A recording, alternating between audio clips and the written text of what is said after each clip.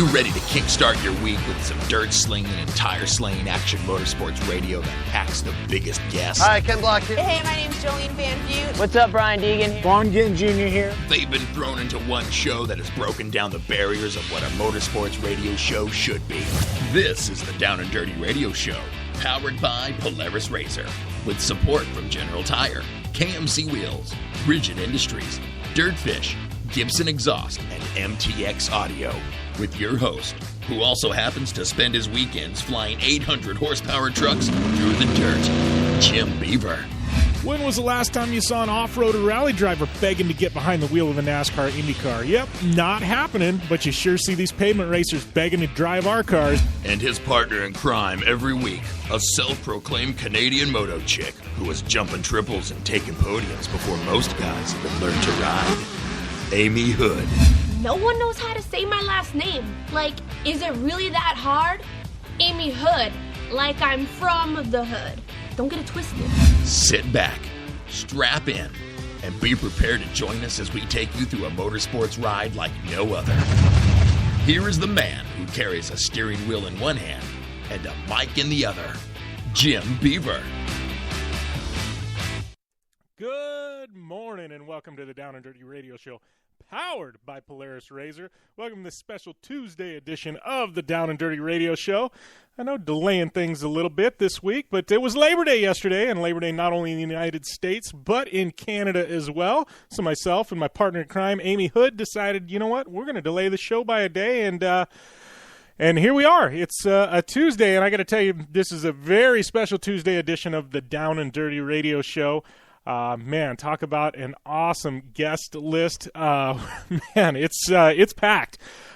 Kicking things off, we got the newly crowned world champ wearing that bling on his finger, Mr. Keegan Kincaid. He's going to be calling in, talking about Crandon and all the shenanigans that happened up there in Wisconsin in the biggest short course race of the year that went down last weekend. So definitely going to get to that, talk a ton of torque, a ton of Crandon, and we will have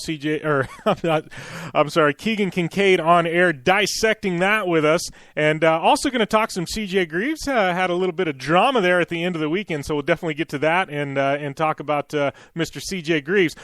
Kicking off the second half of the first hour, my good friend Jolene Van Vugt, she's going to be calling in, and and I'm going to have another guest on air at the same time, Mr. Joe Duncan from Terracross. And, you can put two and two together right there and figure, hey, Jolene, Terracross, Joe Duncan, what's going on here? That's right.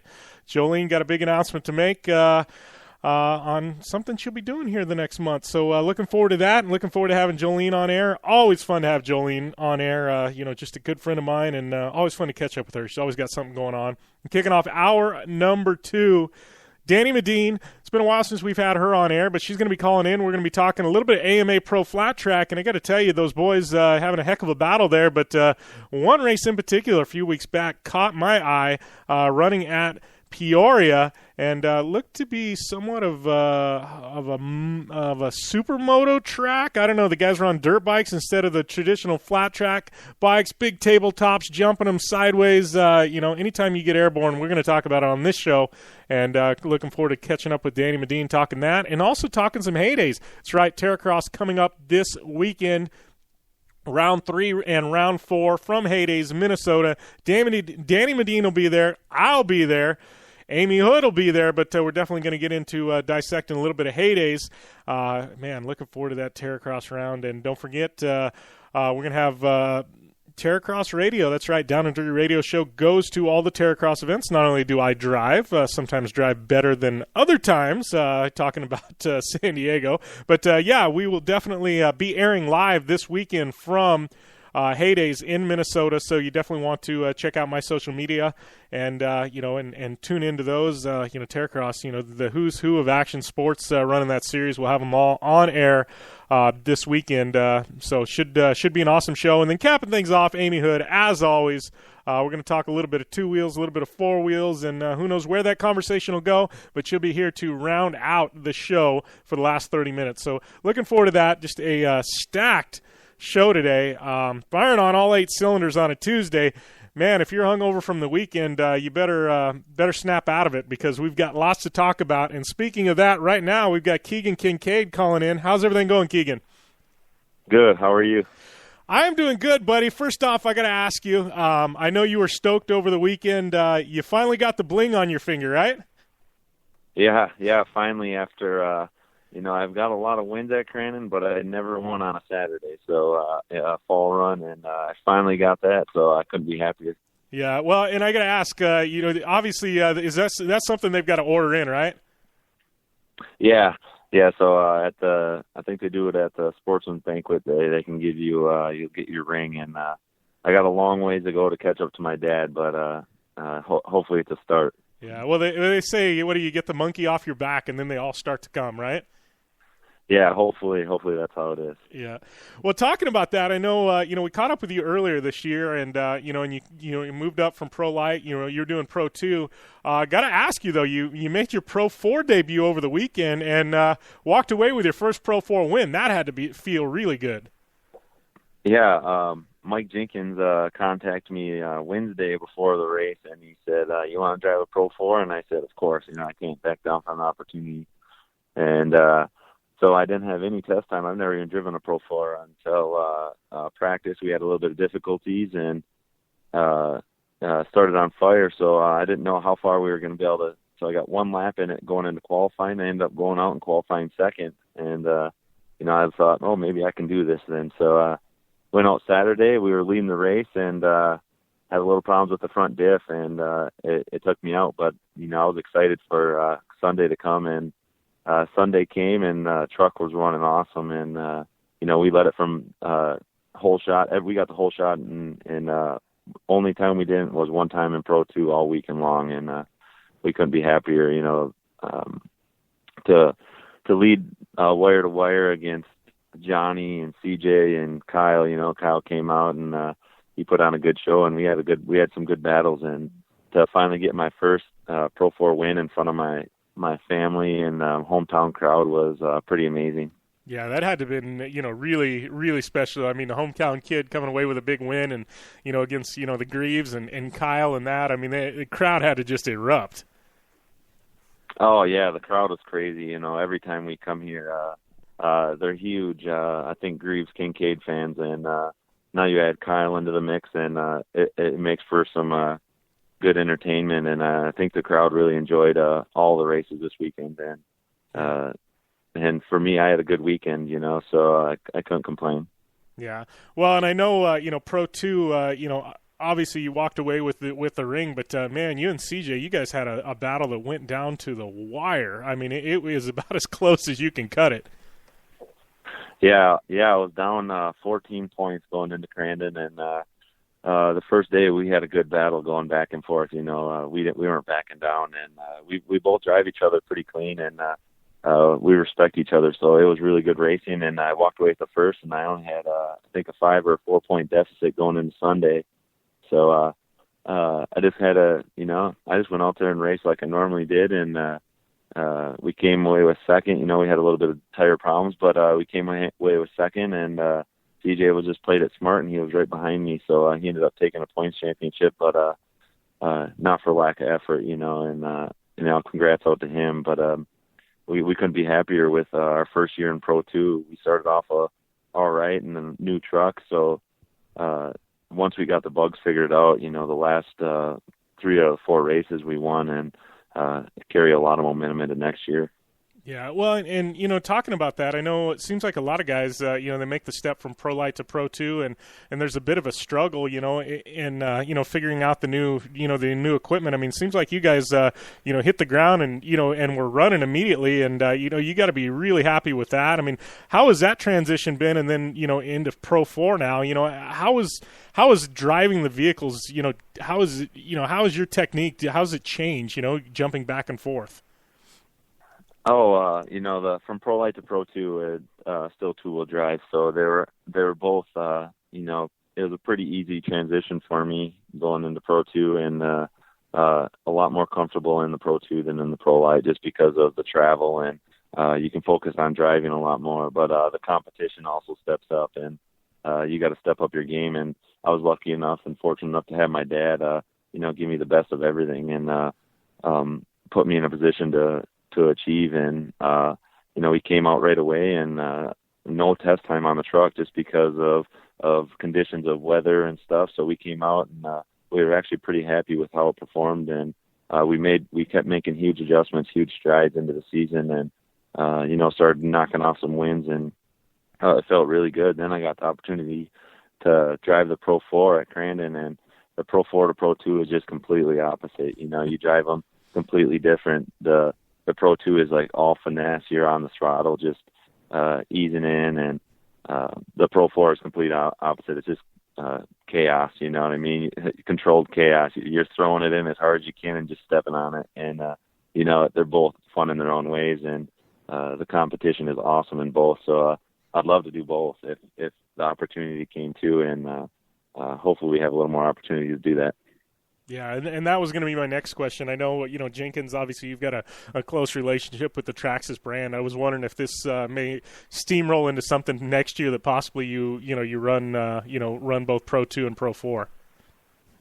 There's not too much in the works right now, but Traxxas has given me opportunities to start my racing career. Also, they've been with me since the beginning, and and we've took huge strides with them and started me in Pro Light. Now I'm in the Pro 2, and he gave me an opportunity to race Pro 4. So as of right now, we don't have nothing in the works for racing Pro 4 yet, but it's still early, and hopefully we can work something out for next year to maybe race both or even just step up. But no plans as of now, just taking it day by day. We got to race some Robbie Gordon races here yet, some Stadium Super Trucks, so I'm excited for that. Going to Australia and finish out that and see what takes us into next year. Yeah, and that was going to be my next question. I mean, we've talked a ton of torque. We haven't even talked about Stadium Super Trucks, and you talk about controlled chaos, and I think that's a perfect analogy to describe Stadium Super Trucks. But yeah, you guys are kind of hitting the home stretch there. You got Australia, you got some events, I think, in SoCal, maybe it's Sand Sports Show, and then Vegas, correct?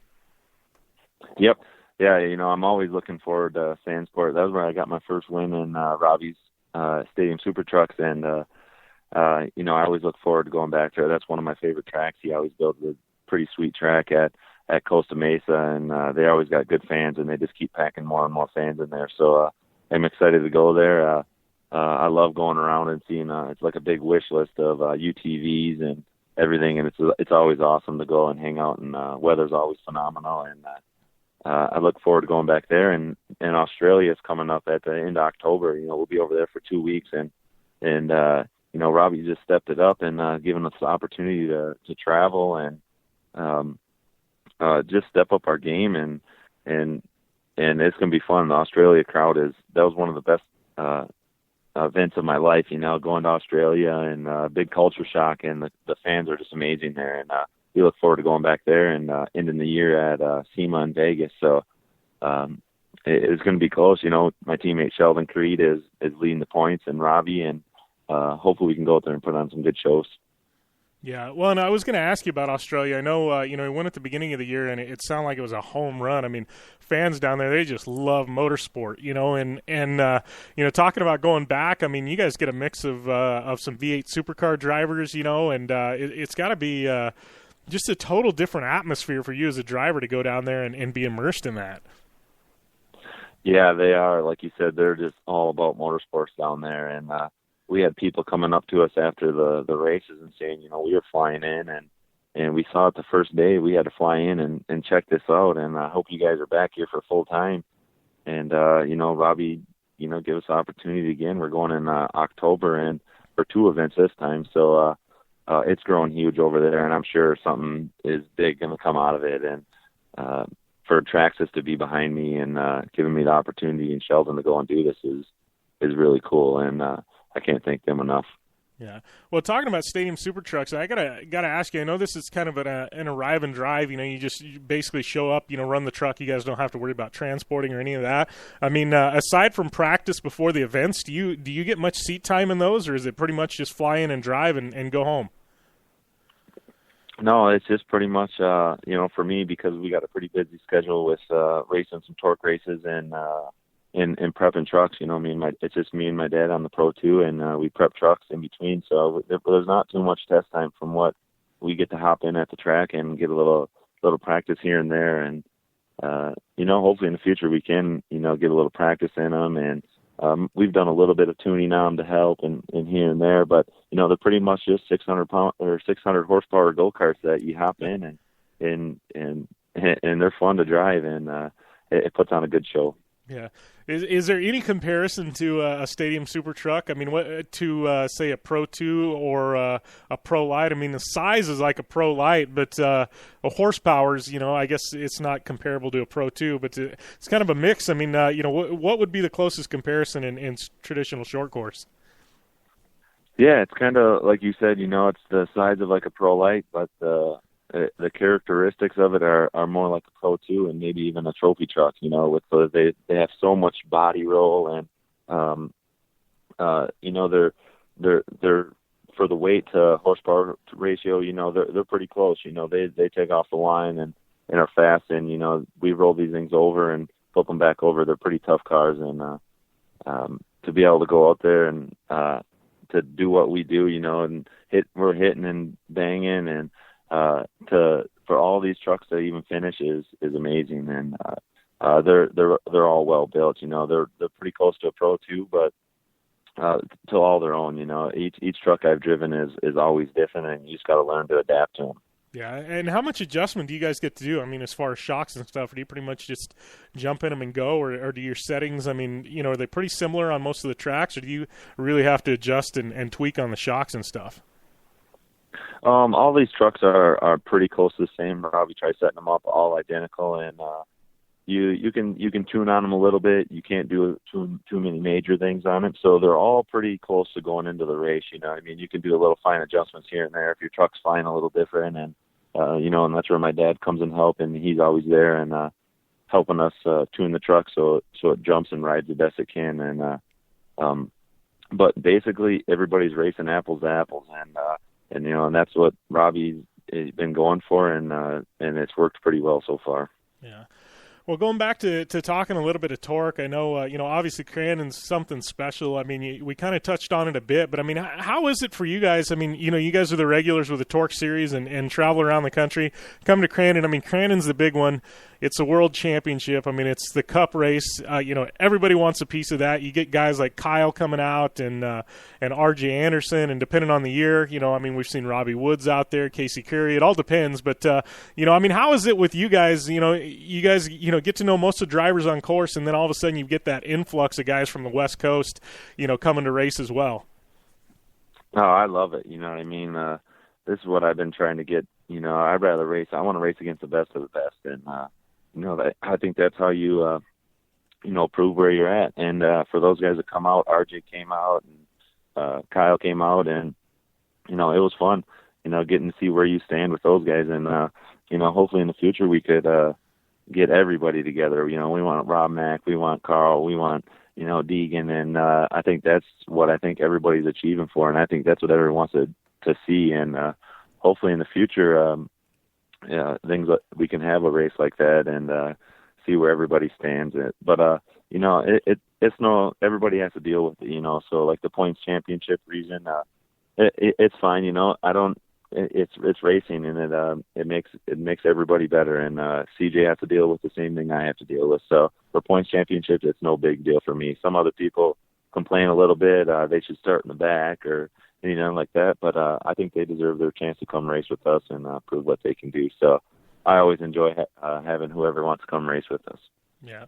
Well, looking at 2016, any idea what your plans are? I mean, obviously we're going to see you back in the Torque Series. From what I understand, there's some possible changes happening with the Torque Series as far as ownership and things like that. I don't know what's out there. I've heard all kinds of rumors, but where's Keegan Kincaid going to be in 2016?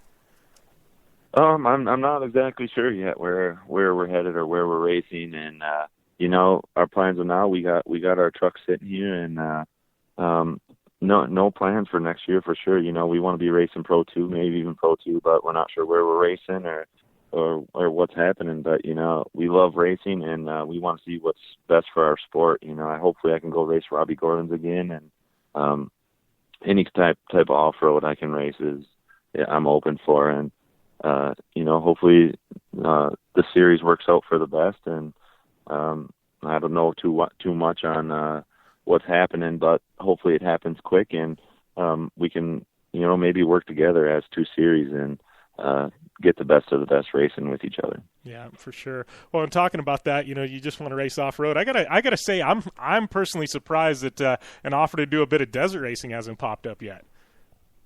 Yeah. A couple times Dorrance and Charles Dorrance, he races Robbie Gordon. He said if I wanted to come down and hang out with him and do a little bit of racing, I could. But it's just, even with just racing two series, we're so busy that it's hard to find time working on when you're working on the trucks and racing. And I'd love to do a little bit of desert stuff, but we just got to find the right time. Yeah, for sure. Well, I appreciate you taking the time to call in, buddy, and congrats. I know, I'm anxious to see that ring when you get it. I haven't seen one in the flesh, so we're going to have to meet up so I can see one of these sometime.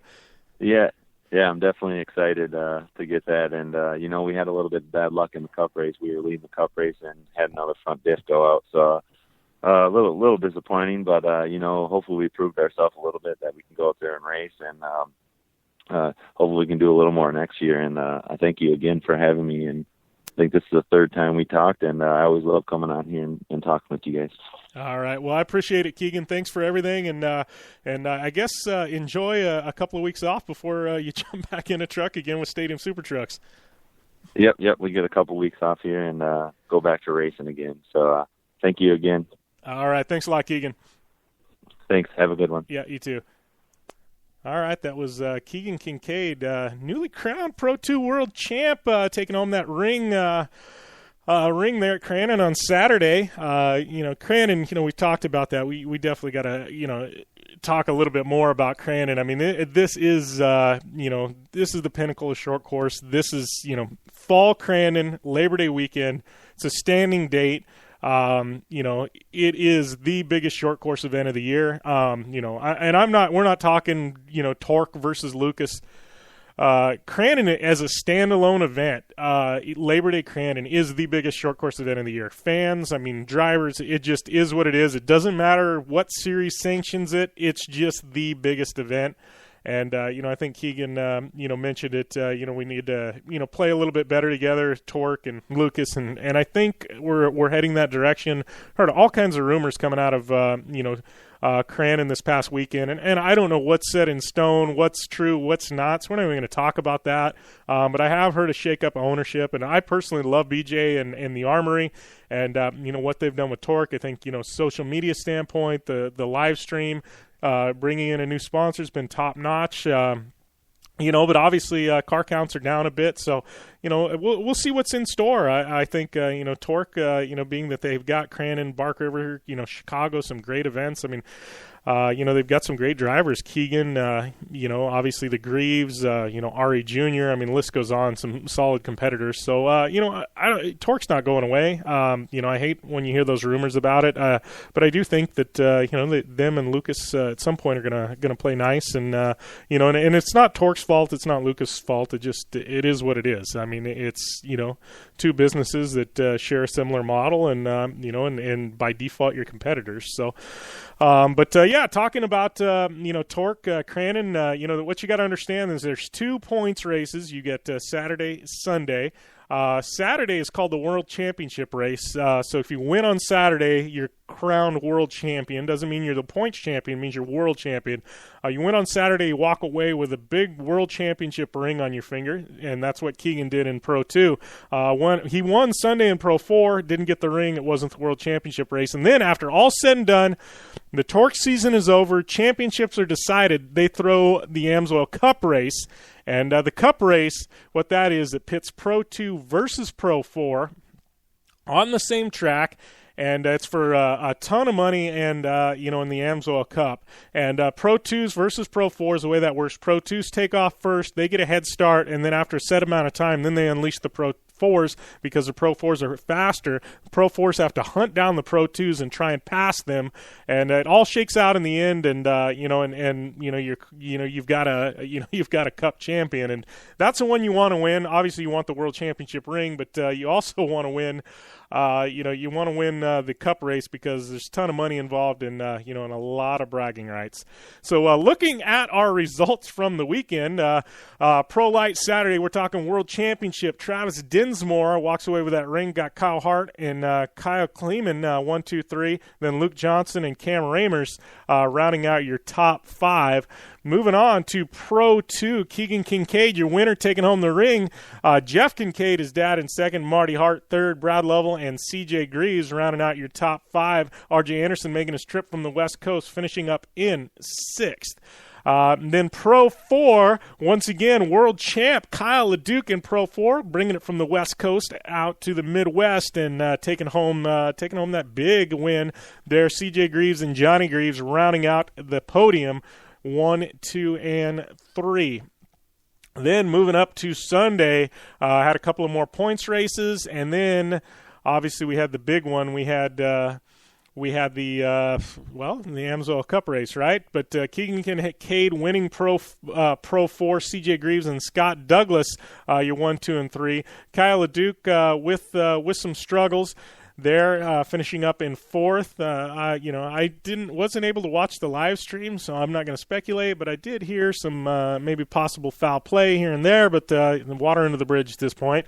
Marty Hart taking home the win in Pro 2, Keegan Kincaid in 2nd, C.J. Greaves in 3rd, and I got to tell you, man, Keegan, C.J., they had a heck of a championship battle. I hope we see both of them back next year in Pro 2. I would love to be able to watch that play out now that they've both got some time under their belt in a Pro 2. I think both these guys, Keegan, CJ, and you look at some of the Lucas guys, Sheldon, they are the future of short course for sure.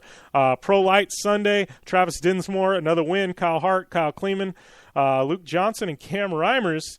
That was Saturday. I'm looking at the wrong results here. Yeah, I got all these papers in front of me, and they just get mixed up from time to time. Sorry about that. But anyways, let's go to the Cup race. Cup Challenge, this is the one we want to talk about. Pro 2 versus Pro 4. All the money, all the bragging rights, 10 laps, and C.J. Greaves walks away with it. Kyle LeDuc, your winner last year, he had some problems, and he wasn't able to finish. He was down there in 10th. We got Chad Horde in 2nd, Jeff Kincaid 3rd, Scott Douglas, Doug Mittag, your top 5. And after all said and done, I said we were going to talk a little bit of C.J. Greaves, and I'm not going to spend too much time on it, but we will touch on it real quick. This kid's one of the young guns. You've heard me talk about it before on the show. We've promoted the heck out of this kid because I think along with Keegan and Sheldon, he's the future of off-road. He's got a family legacy. This kid is on point. Won 2 championships. Got to give him credit for that. Pro 2 and a Pro 4 championship. I don't know if it's ever been done at the same time in the same year. Definitely, just this kid is an animal. But on the podium after the Amsoil Cup, he made a comment. Kyle, go back to California. I don't know. I've read on the internet, Facebook, Race Desert, a lot of people talking about this, and on Instagram as well. And I think it really kind of rubbed people wrong. It's kind of an arrogant move, and I kind of agree with that. And definitely, had to bring it up. It's all over the internet. You guys are going to want my opinion on it. And I think CJ, the kid's the future of the sport. Johnny has always been nothing but humble. I've talked with Johnny a few times in person, out at the Mint as recently as the Mint. Super solid guy, good family. I just don't know. Maybe got caught up in the moment, but definitely a bit of arrogance, and especially with as dominant as Kyle has been. And, it wasn't like they raced head-to-head. Kyle had some problems, I think. I'm going to chalk this up to CJ being caught up in the moment. I think it was something he wishes he wouldn't have said, and here's hoping that he shot Kyle a text message, said, "Hey, sorry, buddy." Do I really think that happened? I don't know. But I don't know. That's my take on that. I think, all said and done, it was something he shouldn't have said. And, but we got to get on with life. If anybody can let it roll off his back, it's Kyle LeDuc. He's done it all year. And I don't care who won Torque Pro 4. Kyle LeDuc is the most dominant driver in Pro 4.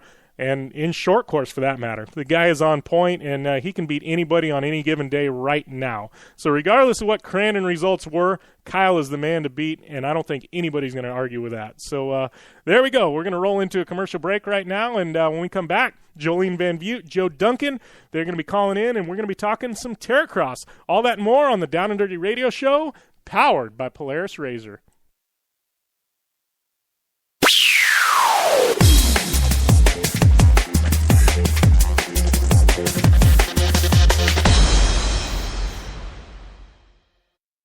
I'm Polaris rider Levi LaValle, and I choose Polaris just because they have the best quality, highest performing, most fun machines out there. Only one company has taken Levi LaValle to 10 X Games medals, snowcross championships, a double backflip, and a world record long jump of 412 feet across the San Diego Harbor on New Year's Eve, and that company is Polaris. Whether it's dominating the X Games, racing a stock Polaris Razor XP1000 in the Terracross Championship, or just hitting the trail on the weekend, for over 20 years, Levi has relied on the same quality Polaris vehicles and products you can purchase at your local Polaris dealer. Take the advice of action sports legend Levi LaValle and visit Polaris on the web at Polaris.com to see the full lineup of Polaris vehicles, or follow them on Facebook, Instagram, and Twitter at Polaris Razor.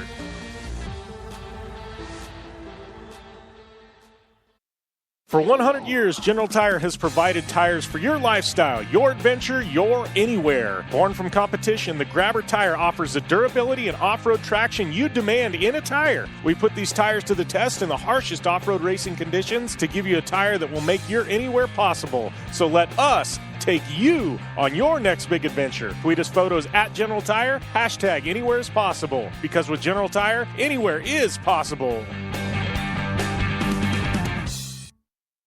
Looking to have some fun on four wheels? Dirtfish Rally School has you covered. Packing as much adrenaline and adventure as you can handle into high-performance all-wheel drive and rear-wheel drive Subaru rally cars is where the fun begins at Dirtfish. Just 30 minutes outside of Seattle in Snoqualmie, you'll get a chance to train up to 3 full days with some of the country's best instructors and be put through the high-octane rush of rally on mud, dirt, and tarmac. Get started today and call 425-888-7715 or visit us online at dirtfish.com and use code 911 for a 15% discount.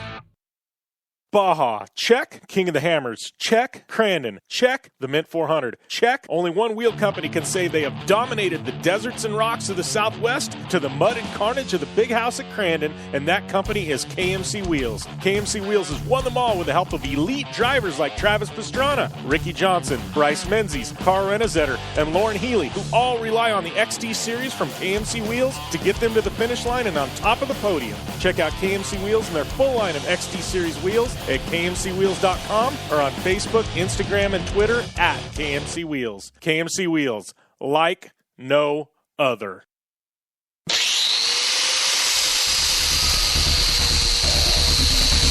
Rigid Industries is the original and #1 LED light bar manufacturer in the world. Torture tested by some of the best drivers in motorsports. Rigid LED lighting products use cutting-edge technology and can stand up to the harshest conditions Mother Nature can dish out. Designed, engineered, and assembled in the United States, Rigid LED lighting is the only choice for your off-road vehicle or boat. Find out more information on the entire line of Rigid Industries LED lighting products at www.rigidindustries.com. Life is all about sound, the sound of sports, the sound at the racetrack, and the sound of your vehicle. Don't drive around listening to this. Drive around listening to the sound of performance. Gibson Performance. Gibson Performance Exhaust is the company who can turn this into this. Remember that life is all about sound, and Gibson Exhaust is the sound of performance. Check out your next catback exhaust system, headers, muffler, or UTV exhaust at GibsonPerformance.com and get more power and more sound.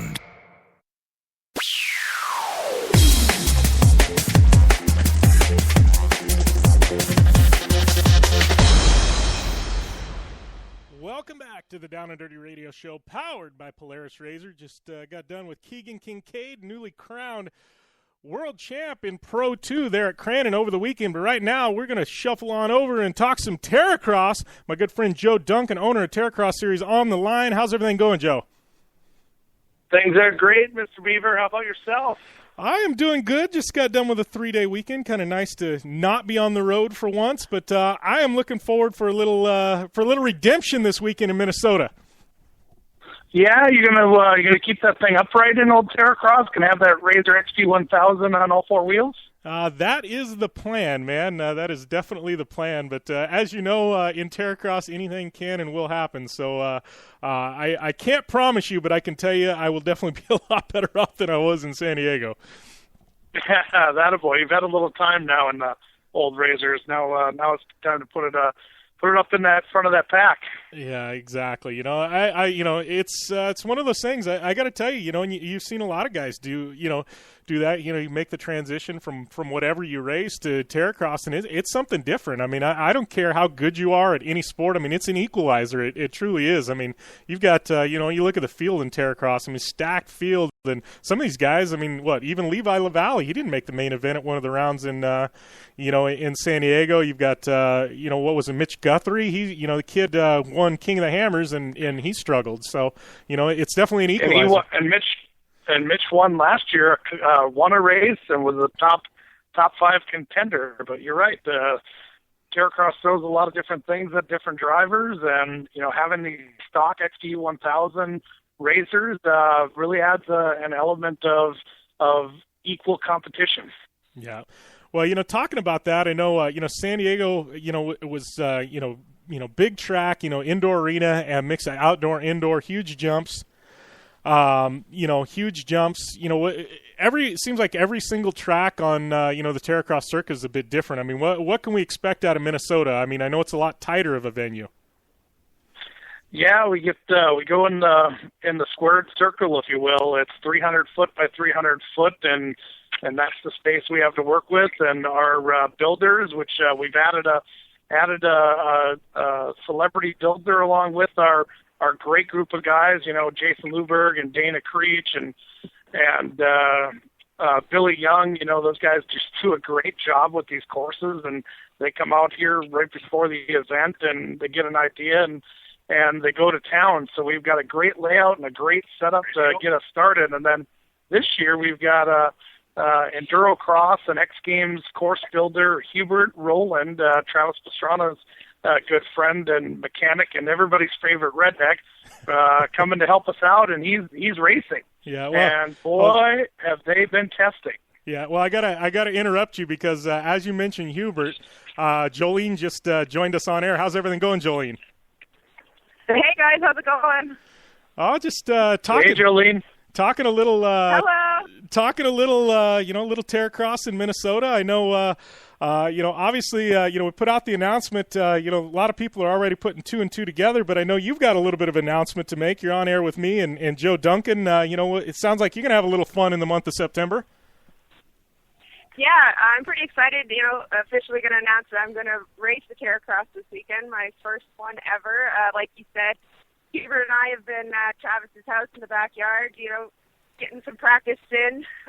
Not entirely sure what I'm in for. When you try something new, you never really know how to prepare for it. But just getting in the races and having a great time, and it's been such a fun experience that I can't wait to race this weekend. Yeah, you got a pretty nice test course over there at Travis's house to do your guys' training at. Boy, Hubert's been wrenching away and building away over there. Oh yeah, for sure. Hubert got a pretty nice track set up, and he's really good at working on the machines also. So I've had a pretty lucky practice, kind of compound for the whole scenario. Well, I know. Hey, Jolene, can we send Jim Beaver over to ride with you guys? He told me he's been having a little bit of trouble making the transition. Yeah, it definitely wasn't easy. I can tell you one thing though: nobody will ever say I'm scared of crashing or getting hurt.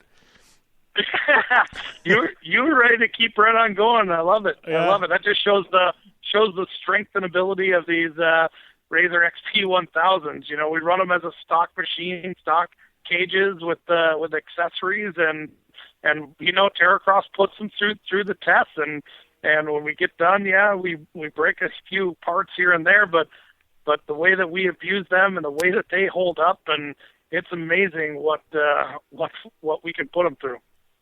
Yeah. Well, I gotta say. Yeah, I was just talking with Sarah Price, a friend of mine back from racing, and she's been just telling me about all the side-by-side stuff she's been doing over the years, and saying I got to get out there and I got to come ride with her, and I finally get the opportunity to do that. And she says you just got to go out there and ride a smooth race, get a good start, and just kind of do your own thing, and you make it through the course, and you can finish well. Yeah. Yeah, you got to beat the course first at Terracross, and then worry about everybody else later. Yeah. Well, yeah.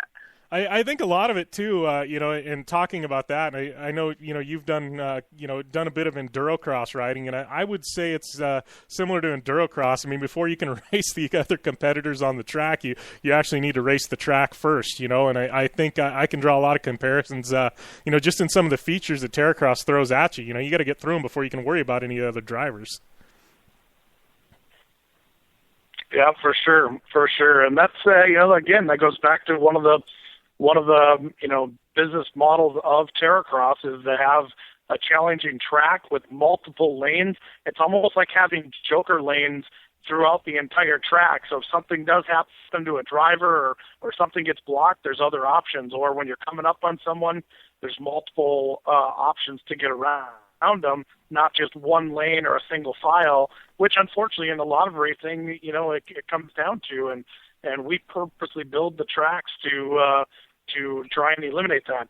And then it also becomes what lane is faster, to run in. We obviously try and build them as equal as we can, and the guys do a great job.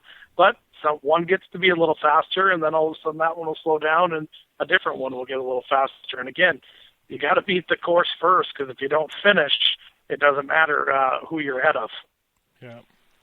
Well, yeah, that's the best advice I've been given, so far. Is just kind of get out there, ride my own race, and plan to finish. That's what you got to do. Yeah, well, and there'll be a lot of drivers just take themselves out. I mean, I was one of them in San Diego for sure. But, talking about that, I know I sent you some pictures of some jumps, and I found it kind of amusing, because you're like, oh, how big are the jumps? So I text you a picture of the jumps, and you're like, oh, yeah, we've got stuff that big here. And I was like, what the heck are you guys practicing on back there?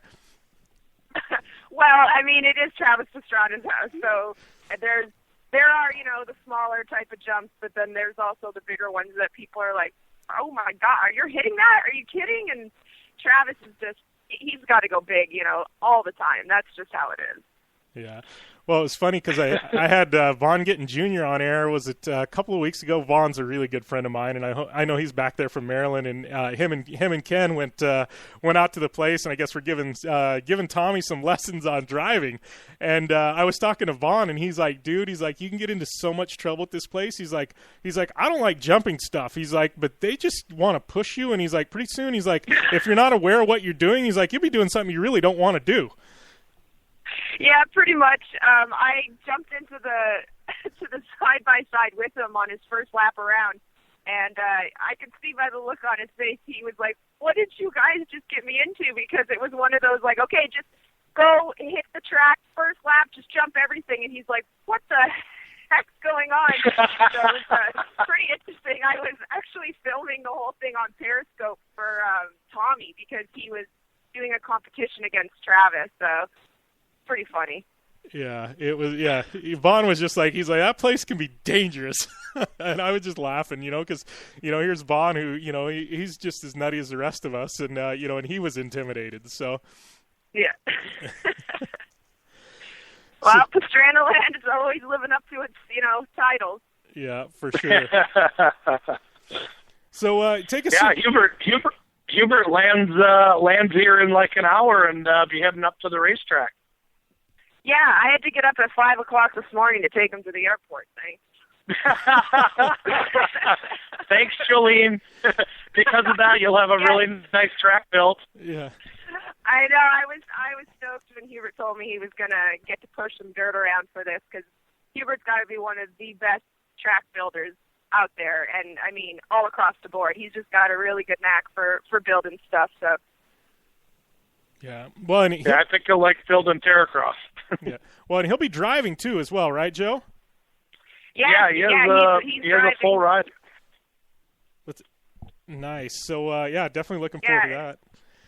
He'll be racing around in the action figure wrapped razor. He's gonna support our film that's coming out soon. We don't have a specific release date just yet, but as we've talked about before, the action figures movie is waiting, just burning a hole in all of our pockets, trying to get that footage out there so everybody can see all the awesome stuff that we did over the past year. Yeah, just some of the stuff that I know that went down that I've kind of been gag ordered on. I'm like, man, I want to talk about this stuff. I can't wait for that to come out.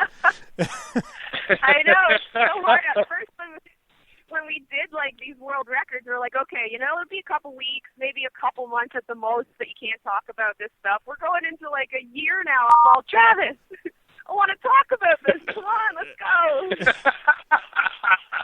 You're sitting on all these video clips and pictures for social media that you can't post. You're like, oh my gosh, I want to post this so bad, right? Yeah, for sure. So Joe, take us through this weekend. Fans wanting to come out to Heydays. We got a ton of listeners from Minnesota. Fans wanting to come out to Heydays. I mean, what's the schedule look like? What's going down? I mean, give us a skinny, because this is not just a Terracross event. I mean, Heydays is like a mega festival of all things, power sports. Yeah, Heydays, coming up on 50 years here at Heydays. It's built around snowmobile grass drags, two guys in a field. They bought their second snowmobile and they started drag racing them. And from there it turned into this huge, massive event. We've been putting on a freestyle exhibition at this event for almost 20 plus years now. And it started with jumping snowcross guys for $100 bills way back then. And now it's a full-on freestyle quads, dirt bikes, and snowmobiles for the entertainment show. And then obviously Terracross racing. There's over 45,000 people that show up at this event in the middle of a 160-plus acre field just outside of North Branch, Minnesota, 45 minutes north of the Twin Cities, not far from major populations. And it is a motorsports mecca event. I mean, there's swappers and vendors and dealers and manufacturers and you name it, they're there. And there's something for everyone. There's some kids stuff. There's some RC car stuff. And, of course, in the center of it all, our 300 by 300 foot square that conveniently has a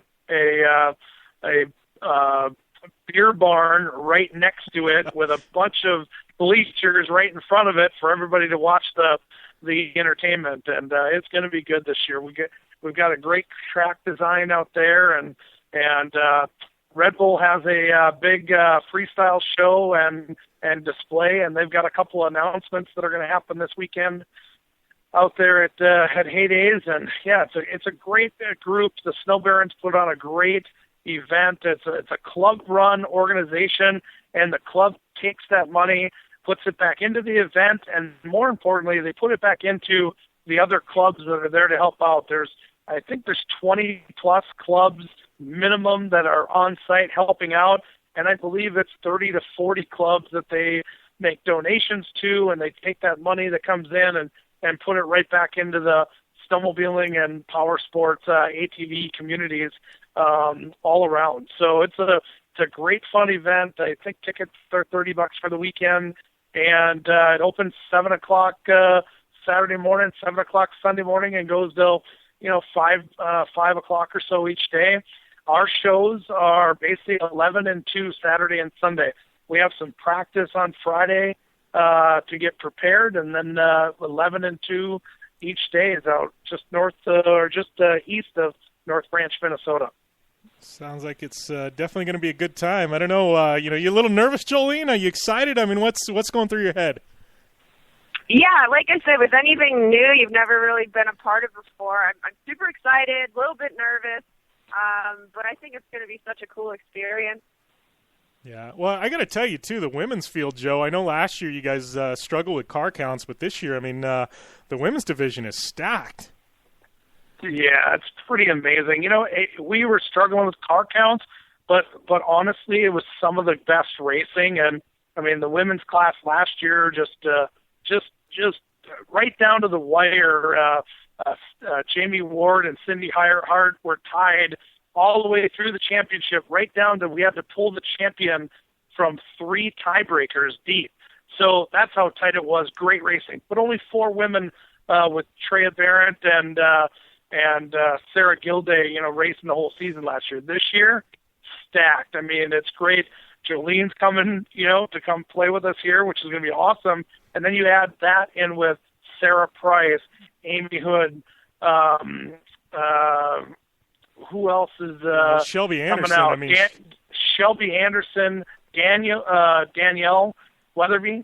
I mean, it's just it's unbelievable that the talent that we're going to have out there, and it's just great racing. They're as fun, if not better, than some of the men's races to watch because it's so competitive. And again, you go back to everybody's in the same exact machine. Nobody's worried about who spent more money or who has more mechanics there, who has more parts on hand. They all have lots of parts because they're all with Terracross. But yeah, it's just a great class, and we're already fielding the field for 2016 and putting together it looks like a full 10 cars for the women class for 2016. That's the max we can do, and I think we'll have that thing full probably by the end of October here with everybody that's trying to come on board, and then we're really going to see some more great racing action out of that class. Yeah, for sure. Well, and Jolene, I know, right now you and I had talked, and you kind of got the month of September off. You guys have been touring like mad this year, globally. What's on tap for you this fall? I know you guys kick off, another North American tour starting here in October, correct? Yeah, I don't really think you can consider it September completely off. I mean, we have training, we have testing for different things for tour in California at Woodward West. I have to do a media tour, and we have to film some television show stuff and our opening for our new TV series called Crazy Train. And then I'm doing these Terracrosses, and we actually have some world records that we're doing, again, secret stuff at Savannahland, and that's all supposed to happen in the next couple weeks before we kick off the tour in D.C. here on October 8th. So time off is kind of over and back to the grind of just doing rad stuff that I really love. And we're going to 2 months of touring North America. We have a bunch of stops in the U.S. We'll be doing a lot of the northern states and the West Coast, and then we're heading up into Canada, which is I'm super stoked. I think we're doing about 6 stops in Canada, so that'll be huge for me and my home country audience. And it's just going to be another crazy tour. Yeah, and I can attest to that. I mean, I've been one that has said if you've got, if you want some entertainment, definitely go out to Nitro Circus. I know we went a couple of years ago when you're in Phoenix. We're definitely going again. My daughter, she's 6 now, and it's all she's been talking about for a year. When do we get to go see Jolene again? And I'm telling you, it's the best money you can spend. I mean, I would put that up against Super Bowl tickets, NBA tickets. It doesn't matter. I mean, it's definitely lots of fun to go and watch, and it's action packed. There's no downtime. It seems like Yeah, thanks. We appreciate that so much, and we're out there to perform and put on a good show, and we're just really stoked when people walk away and they've enjoyed the experience that they had with us. We work our butts off to put out something that we're proud of. So. Yeah, for sure. All right, Joe. Well, what are you going to leave us with, my friend? Obviously, what kind of words of wisdom does Joe Duncan have? I know you've got tons of them. I mean, we got Terracross kicking off. I know I'll be doing some hosting for you and driving, and Jolene's going to be driving. I'm sure we're going to wrestle her into doing some interviews as well. But what are you going to leave us with, my friend? Well, I think between you and your Pro Armor car and Jolene and her Rockstar car and the rest of the gang, we're going to have one heck of a Terracross show. I do have one cool thing that has come up in the last week and a half here. In the works for almost 3 years, we've been talking about this, but finally has come to fruition. As a matter of fact, I received the hand controls driving kit from Holtz Racing Products just 2 days ago. Mark Holtz is coming in this week to install it, and Paul Thacker is going to be heading out the Terracross Hero class, and it's a special one because not only does it include our adaptive athletes that will be coming on over the next couple of years and filling in adaptive athlete spots with hand-controlled vehicles and other special features to make it for anybody that's excited and wants to come and participate, but also the military and from our wounded soldiers to our PTSD soldiers, and as of last week, I'm happy to announce Monster Energy actually has stepped up and has provided 2 vehicles to be built out, along with supporting the other soldiers coming on board to be able to race on site. And we're going to kick off the Hero class here at Heydays, and there's 3 soldiers coming in to be able to be a part of that here, as well as 3 different soldiers coming into Charlotte. And they are so excited, and the emails that we're getting, and Paul's kind of quarterbacking the coordination of that. So excited to be a part of something pretty special to put out on the racetrack as well as on television to have these guys come and be a part of our unique series here. And so that's something that I haven't been able to talk about. It has been in the works for a long time, and fortunately it was able to be locked up here this last week, and parts are already here, and cars are getting built, and Polaris Razor XT1000s with hand controls in them. It's going to be a pretty amazing starting point to something that will be very big down the road. Yeah, I think I don't know. I mean, I just got the goosebumps. I think that's tremendous. I mean, that's amazing. Especially, I mean, Paul. I mean, he's a perfect person to head this up. I mean, he's a legend himself, but to bring in these these veterans and military, it's, to me, I think that's just amazing. I mean, props to you guys for putting this whole thing together. I think that's awesome. Yeah, that's pretty excited about that. Yep, and the great thing is that all of you guys, all of you athletes, women and men, get to be a part of it, because these guys are going to go out and get rides around the track to start with you guys, and then they get to drive and follow you guys, and then they get to actually race. And we couldn't do that without the vehicles that we have. You can't do it without the vehicles that Polaris brings to the table, because they're a stock, cost-effective vehicle, and we're able to take someone that's never had any training, give them that training in a short amount of time, show them how to operate this vehicle, and they're able to go out there and participate and have fun, and in some cases even be competitive right off the bat. Yeah. Well, I think I actually know an adaptive athlete sitting right next to me that could be extremely competitive in that class. Bruce Cook is actually here at Strandland with me, training to do some pretty rad stuff, and he's been he's been driving around in some Razors over the past few months. Yeah, Bruce, I think he would be tremendous in there. I mean, I know I've been aware of the story for quite some time, and Bruce, just amazing how he's rebounded. But I think he'd be a perfect fit for that. Yeah. Well, we're building that class for 2016, and same thing, very similar. We're going to have 8 spots, say 8 to 10 spots available, and we're starting to put that together. And again, I don't think there could be a better way for a partner or someone to come on board than to support the military and our adaptive athletes, and with the technology, and again, these vehicles that are very easy to maneuver and to run in this situation. It's a no-brainer. It really is, and I'm so excited for this thing to kick off and become a part of our Terracross series. Awesome. That's awesome. That's some really great news. Yeah, for sure. Well, we are running short on time, but, Jolene, as always, been a pleasure. We'll see you in a couple of days. Same with you, Joe. Looking forward to seeing what you're going to put us through up there in Minnesota. I'm sure it will definitely be entertaining as well as exciting. Yeah, you bet. We'll see you guys in town. All right, sounds good. Yeah, All right, thank you. Guys. All right, thank you. All right, bye. All right, that was Jolene Van Vugt, Joe Duncan, and big news, Terracross announcing a hero class, adaptive class, huge, and, Bruce Cook sitting right there with Jolene Van Vugt, and Bruce, oh gosh, Bruce would be awesome to be in that class, so let's hope we can put that together for 2016, but we got to take a short break, we're running short on time. We come back, we got Danny Medine, she's going to be calling in, we're going to talk a little flat track, little heydays, maybe a little short course, all that and more on the Down and Dirty Radio Show, powered by Polaris Razor.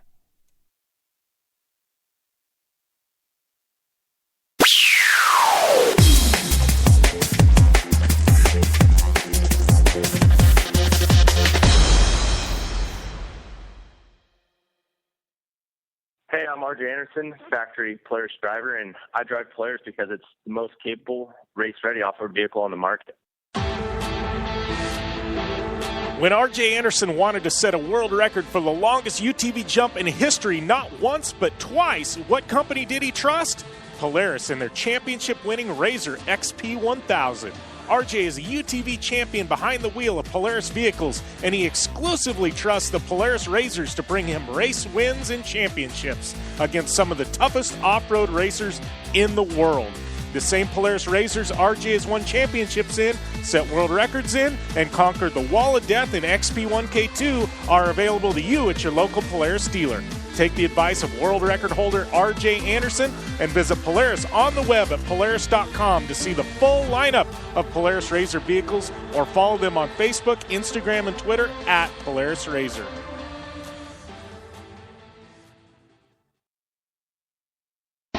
Your life demands a tire that provides durability, comfort, and performance, and that's what General Tire delivers for you. From the all-season grip of the Grabber UHP to the comfort and on-road manners of the Grabber HTS to the durability and off-road traction of the Grabber AT2, General has a tire that will help get you where you need to go. So let us take you on your next big adventure. Tweet us at General Tire, hashtag anywhere is possible, because with General Tire, anywhere is possible. Baja, check. King of the Hammers, check. Crandon, check. The Mint 400, check. Only one wheel company can say they have dominated the deserts and rocks of the Southwest to the mud and carnage of the big house at Crandon, and that company is KMC Wheels. KMC Wheels has won them all with the help of elite drivers like Travis Pastrana, Ricky Johnson, Bryce Menzies, Carl Renazetter, and Lauren Healy, who all rely on the XT Series from KMC Wheels to get them to the finish line and on top of the podium. Check out KMC Wheels and their full line of XT Series wheels at KMCWheels.com or on Facebook, Instagram, and Twitter at KMC Wheels. KMC Wheels, like no other. Looking to have some fun on four wheels? Dirtfish Rally School has you covered. Packing as much adrenaline and adventure as you can handle into high-performance all-wheel drive and rear-wheel drive Subaru rally cars is where the fun begins at Dirtfish. Just 30 minutes outside of Seattle and Snoqualmie, you'll get a chance to train up to 3 full days with some of the country's best instructors and be put through the high-octane rush of rally on mud, dirt, and tarmac. Get started today and call 425-888-7715 or visit us online at dirtfish.com and use code 911 for a 15% discount. The Great Abella has come to Blue Water Resort and Casino. The Great Abella knows what your future holds. Gifts, riches, opportunity. Every Saturday through October 24th, you can consult with the Great Abella. Earn just 500 base points on your club card each Saturday to swipe your card at the Great Abella Fortune Teller kiosk and learn what awaits you. HD TVs, iPads, GoPros, Xboxes, and more. Even free slot play or cash. The Great Abella will see you Saturdays from 10 a.m. to 8 p.m. only at Blue Water Resort and Casino on the Colorado River in Parker, Arizona. Looking to upgrade the brake system on your race car, pre-runner, or weekend toy? Jmar Performance Brake Systems has you covered. An industry leader in performance braking systems, Jmar can outfit your vehicle with the highest quality American-made calipers, rotors, master cylinders, hubs, turning brakes, and shifters for Volkswagens to trophy trucks and everything in between. For more information and their full product line, visit Jmar on the web at jmarperformance.com or follow them on Instagram and Twitter at Jmar Brakes. Life is all about sound, the sound of sports, the sound at the racetrack, and the sound of your vehicle. Don't drive around listening to this. Drive around listening to the sound of performance. Gibson Performance. Gibson Performance Exhaust is the company who can turn this into this. Remember that life is all about sound, and Gibson Exhaust is the sound of performance. Check out your next catback exhaust system, headers, muffler, or UTV exhaust at GibsonPerformance.com and get more power and more sound.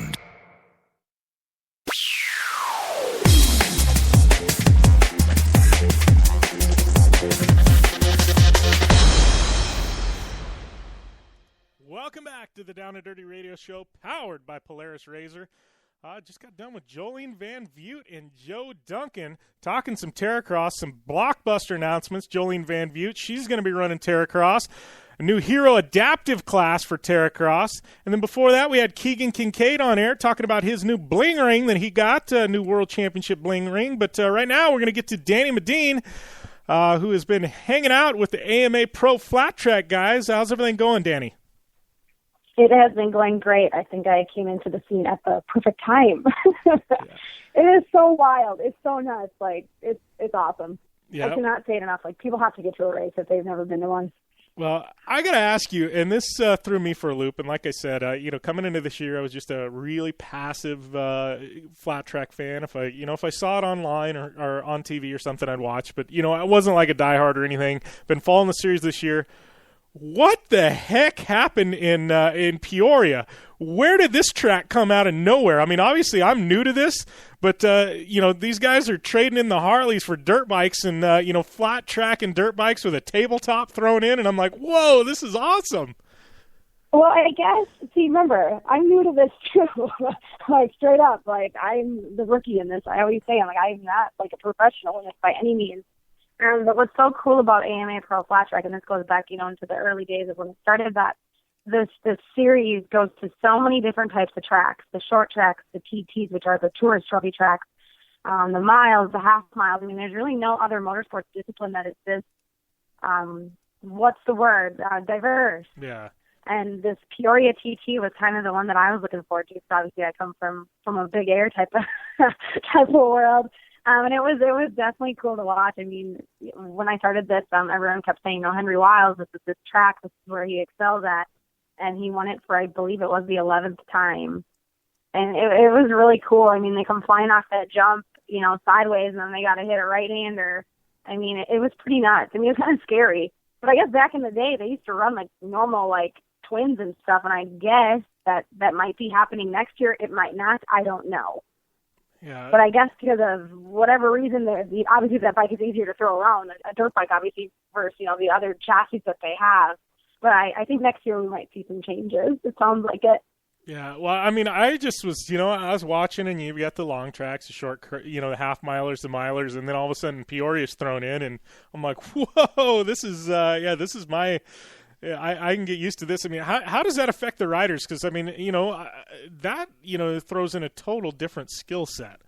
Some riders excel at that track, others don't. Yeah. The numbers, some people don't even, there's a lot of racers in this series that the I don't want to say the bottom half, but, the guys that don't always show up. I think that's kind of one of the tracks that they might not go to. These tracks are so different that, you got Kenny Coolbeth, who excels on these half-mile tracks. You got Brian Smith that dominates on the mile tracks. You got Jared Neese that's pretty consistent at every track. Brian didn't do too well at the Peoria TT. That isn't his type of track. You got all these guys that really excel at certain tracks, and it's pretty cool to watch, how riders really adapt to these different tracks. I mean, everything is so different. That's what I'm learning. Everything is so different. I come into every round going, okay, tell me about the dirt. What's different? It's crazy. Yeah, it's been a learning experience following the series this year. For me, that's for sure. I'm sure you're in the same boat. But all said and done, whatever AMA Pro Flat Track is doing, it's working, because you guys have a flat shootout for the championship right now. It is nuts. Like I said, I'm like, I came into this sport at the right time. I mean, 1 point separates Jared Neese and Brian Smith right now. Sammy Halbert's in third. He's been extremely consistent. I kind of gave him some crap because it's like, how are you in third when I mean, you missed the podium so many times, but now he's getting back on top of the box, and running the 69 in honor of his late brother, and that's so awesome. I never got to meet Jethro, but he sounds like an amazing guy. Brandon Robinson on the Triumph was kind of giving me crap on Instagram before Springfield going, you picked Brian Smith to win again, but you might need to keep an eye on me. And he had a great run. I don't remember exactly how he finished, but, that whole race was 5 bikes swapping for the lead. I mean, drafting for passes. I think Jared Meese ran several laps. Brian had several laps he was leading, and a handful of other guys.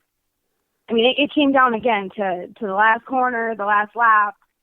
I mean, and it was pretty close. I think 3 bikes again, I mean, down to tenths of a second to take the win. So, Unbelievable racing once again. Yeah, well, and I was reading something on AMA Pro Flat Track's website this morning. So 4 rounds to go now, I guess. But the last 5 rounds, Mav TV picked up, right? Yeah, that's what I heard. I never watch myself.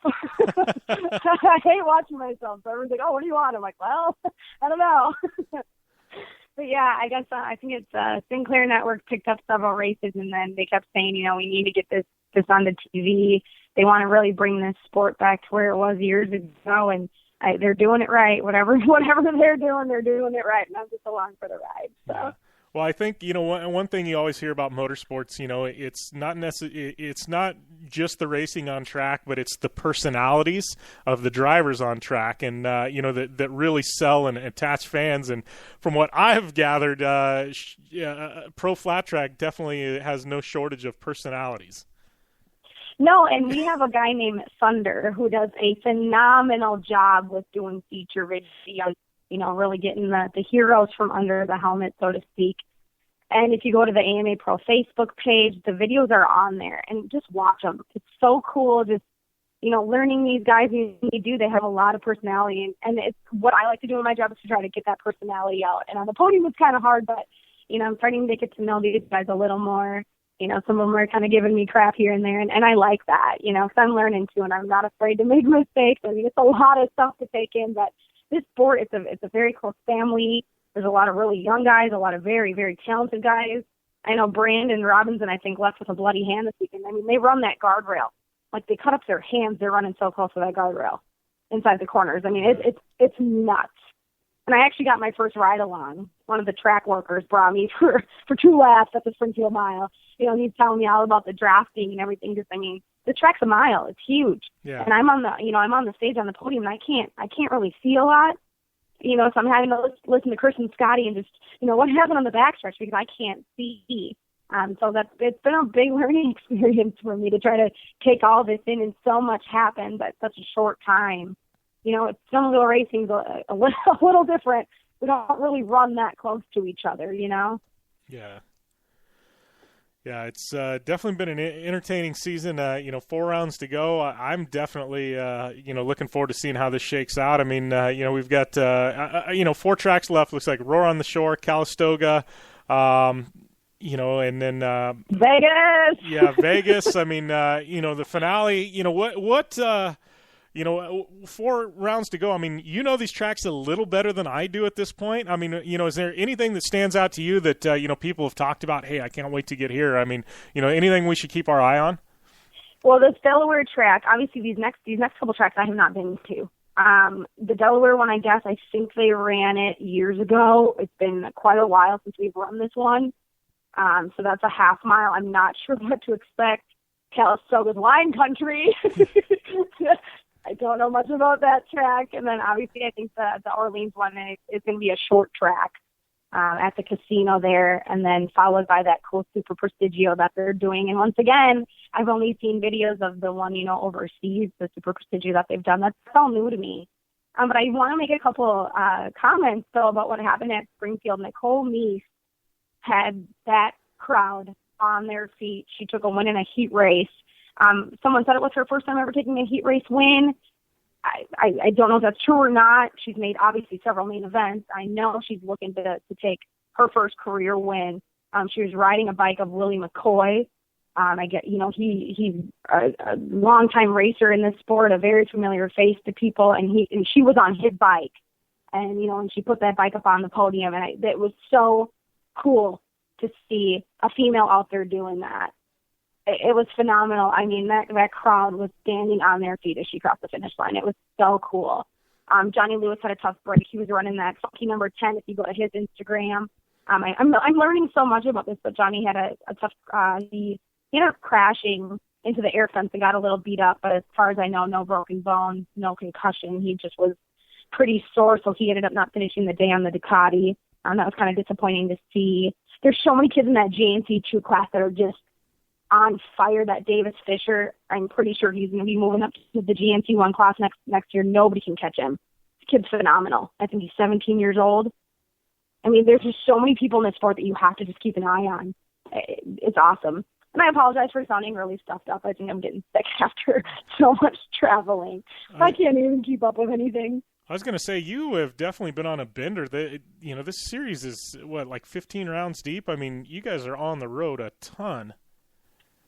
Yeah, it's 15, technically 16 with Hagerstown. That got rained out. So it's been a long series, torque, all that stuff, snowcross. It's all double headers. So, I mean, it's just pretty, just as much racing, but you're cramming into way less weekends. So I have a weekend off and going to Heydays. I get to go back home this weekend. Super excited. Well, I will definitely be at You're gonna Heydays. be there. Yeah, I'm racing Terracross or crashing Terracross or whatever you want to say that I'm doing, but I'll be behind the wheel. Also doing I'll try to make it over there. Yeah, also doing a little announcing and some radio for them. So I'm literally all over the place at Terracross events. So should be fun. I mean, what can we expect from Heydays? I know the Terracross side of things, but you tell me. You are the resident sledhead here. Well, I started going to Heydays, and I think I was 10 years old, maybe younger than that. My dad used to bring me out there, and that's where he would buy his snowmobiles for the year. My dad's a mechanic, and he's that type of guy that you find a piece of crap and fix it up and make it look like new. Heydays is, it's kind of redneck. I mean, it's become the swap meets like a garage sale. I mean, it used to just be snowmobile stuff, and now people are bringing all sorts of random stuff. I mean, it's quite funny. It's not just snowmobile stuff in the swap meet. You could pick up an old dirt bike, an old motorcycle of some sort, amongst anything else you could think of that could be found in a garage sale. They do cool freestyle shows, like you said, the Terracross stuff. Every manufacturer is unveiling their new sleds of the year. Every gear company has their new stuff on display. I mean, you can walk out of there ready for winter. So that is the official kickoff to winter, and I guess there's no other snowmobile event bigger than this.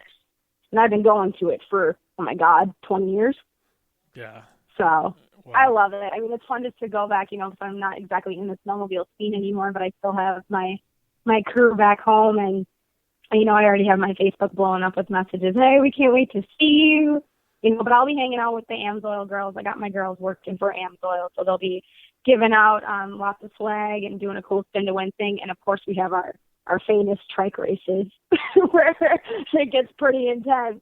It's trike races, huh? So you'll have to come over there. We'll have to throw some laps on the trike. I'm not exactly in shape, but we'll see how well I can do.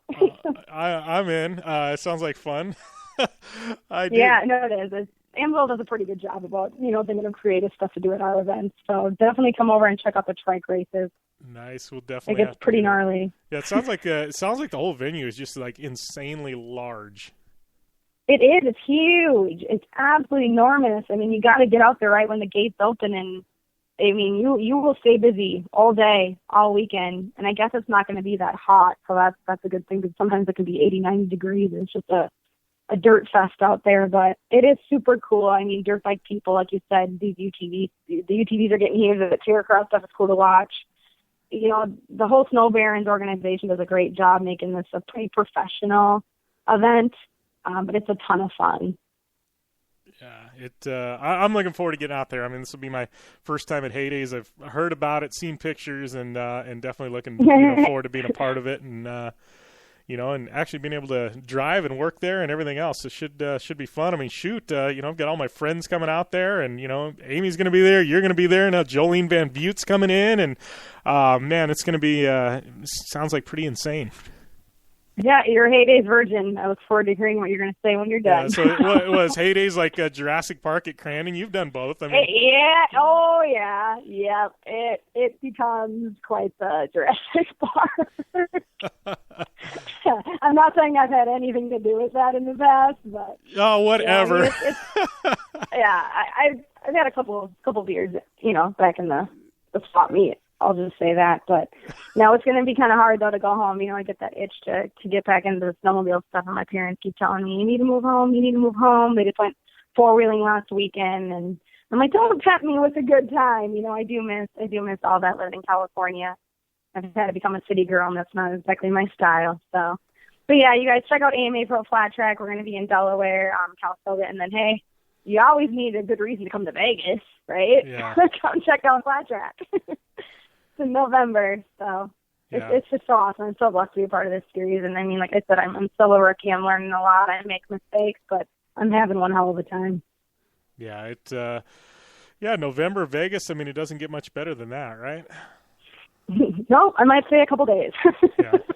Well, you're going to be there. I mean, what you've got? You probably be doing some SEMA stuff, and then turn around and have that. I mean, you can have a couple of weeks in Vegas in November. I think that spells trouble.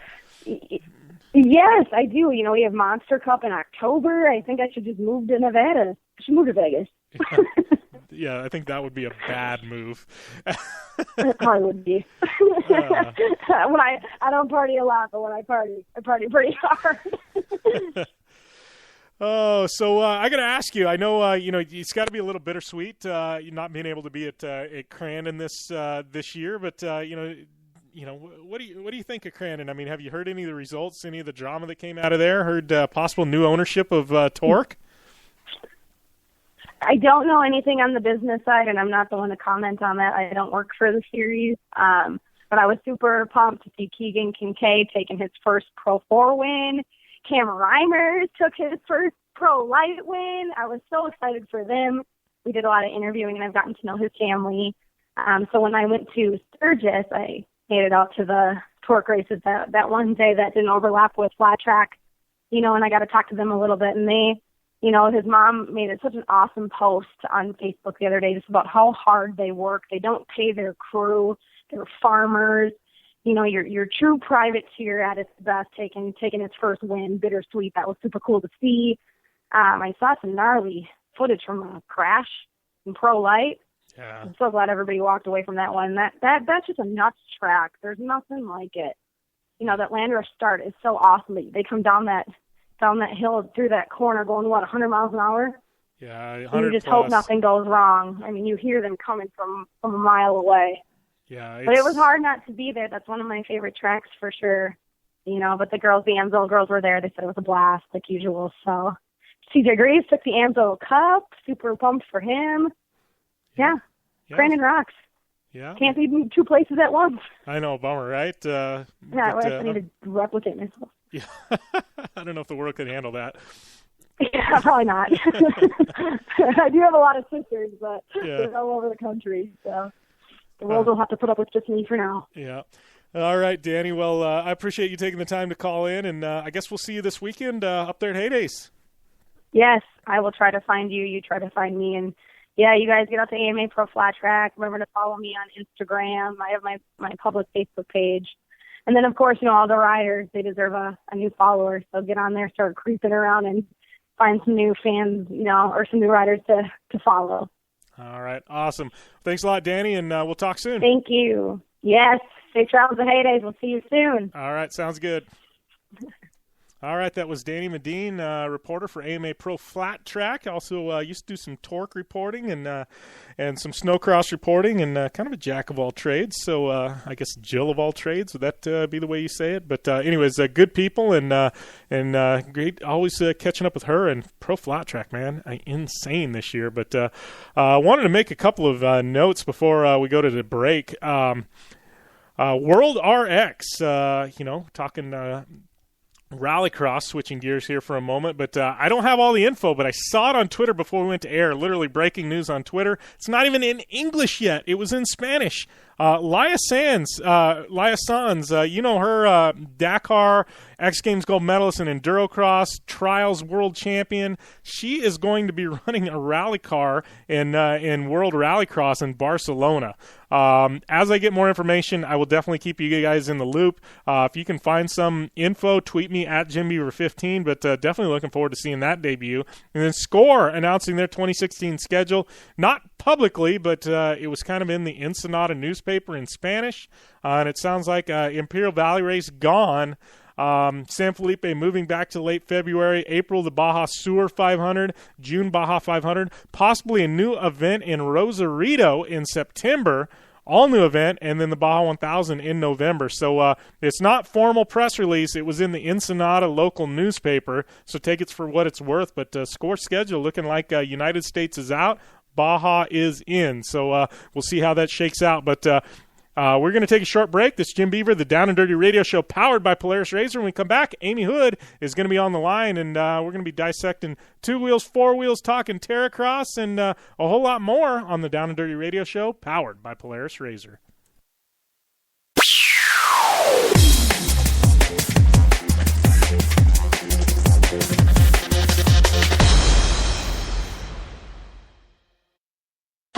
I'm Polaris rider Jim Beaver. I race trophy trucks professionally, host a Down and Dirty radio show, and also travel the country announcing motorsports events. I've seen it all, and trust me, I've done most of it, so when it comes time to relax on the weekend, nothing is better than taking time with my family in our Razor vehicles. They've got the reliability I need to just pick up and go explore the desert, dunes, or trail, and have the capability to attack even the harshest terrain. If you're looking for some of the most reliable and safest, and hands down most capable off-road machines in the world, look no further than Polaris and their award-winning lineup of Razor vehicles. Whether you want your daughter to experience off-road driving for the first time in a Razor 170 like me, take the entire family out in a Razor XP4 1000 on the weekend, or shred the desert and dunes in the all-new Razor XP 1000 Fox Edition, Polaris has you handled. Take my advice and join me and some of the best drivers in the world by driving a Polaris Razor. Check out the full Polaris Razor lineup at Polaris.com or follow them on Facebook, Instagram, and Twitter at Polaris Razor. For 100 years, General Tire has provided tires for your lifestyle, your adventure, your anywhere. Born from competition, the Grabber tire offers the durability and off-road traction you demand in a tire. We put these tires to the test in the harshest off-road racing conditions to give you a tire that will make your anywhere possible. So let us take you on your next big adventure. Tweet us photos at General Tire, hashtag anywhere is possible. Because with General Tire, anywhere is possible. Baja, check. King of the Hammers, check. Crandon, check. The Mint 400, check. Only one wheel company can say they have dominated the deserts and rocks of the Southwest to the mud and carnage of the big house at Crandon, and that company is KMC Wheels. KMC Wheels has won them all with the help of elite drivers like Travis Pastrana, Ricky Johnson, Bryce Menzies, Carl Renazetter, and Lauren Healy, who all rely on the XT Series from KMC Wheels to get them to the finish line and on top of the podium. Check out KMC Wheels and their full line of XT Series wheels at KMCWheels.com or on Facebook, Instagram, and Twitter at KMC Wheels. KMC Wheels, like no other.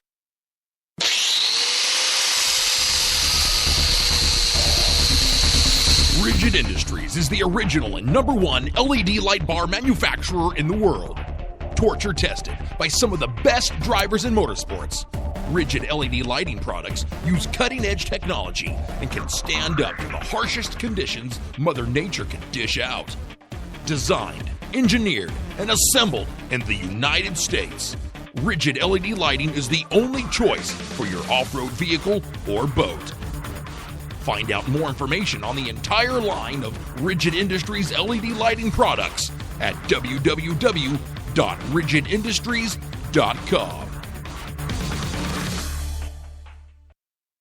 Are you looking for a place to push yourself behind the wheel and see how your driving skills stack up? Dirtfish Rally School is that place. Located on 315 acres of pristine automotive playground at the foot of the Cascade Mountains in Snoqualmie, Washington, right outside of Seattle, Dirtfish Rally School is a one-of-a-kind place where everyone from first-time drivers to seasoned professionals like Bucky Lassick and Antoine Lestage can push themselves to their limit. Whether driving the high-performance, rally-prepped all-wheel drive Subaru Impreza STI is what you're looking for, or you'd rather hang it all out in the rear-wheel drive Subaru BRZ RZs, Dirtfish Rally School has something for everyone. Classes are available from 2 hours to 3 full days and feature instructors with over 150 years of combined racing experience. Whether you're looking to become the best and get an edge on the competition, or just looking to freshen your skills behind the wheel, Dirtfish Rally School is the place to go. For more information on registering for classes, visit Dirtfish on the web at dirtfish.com, or to check out the latest happenings from Dirtfish, follow them on Facebook, Instagram, and Twitter at Dirtfish Rally.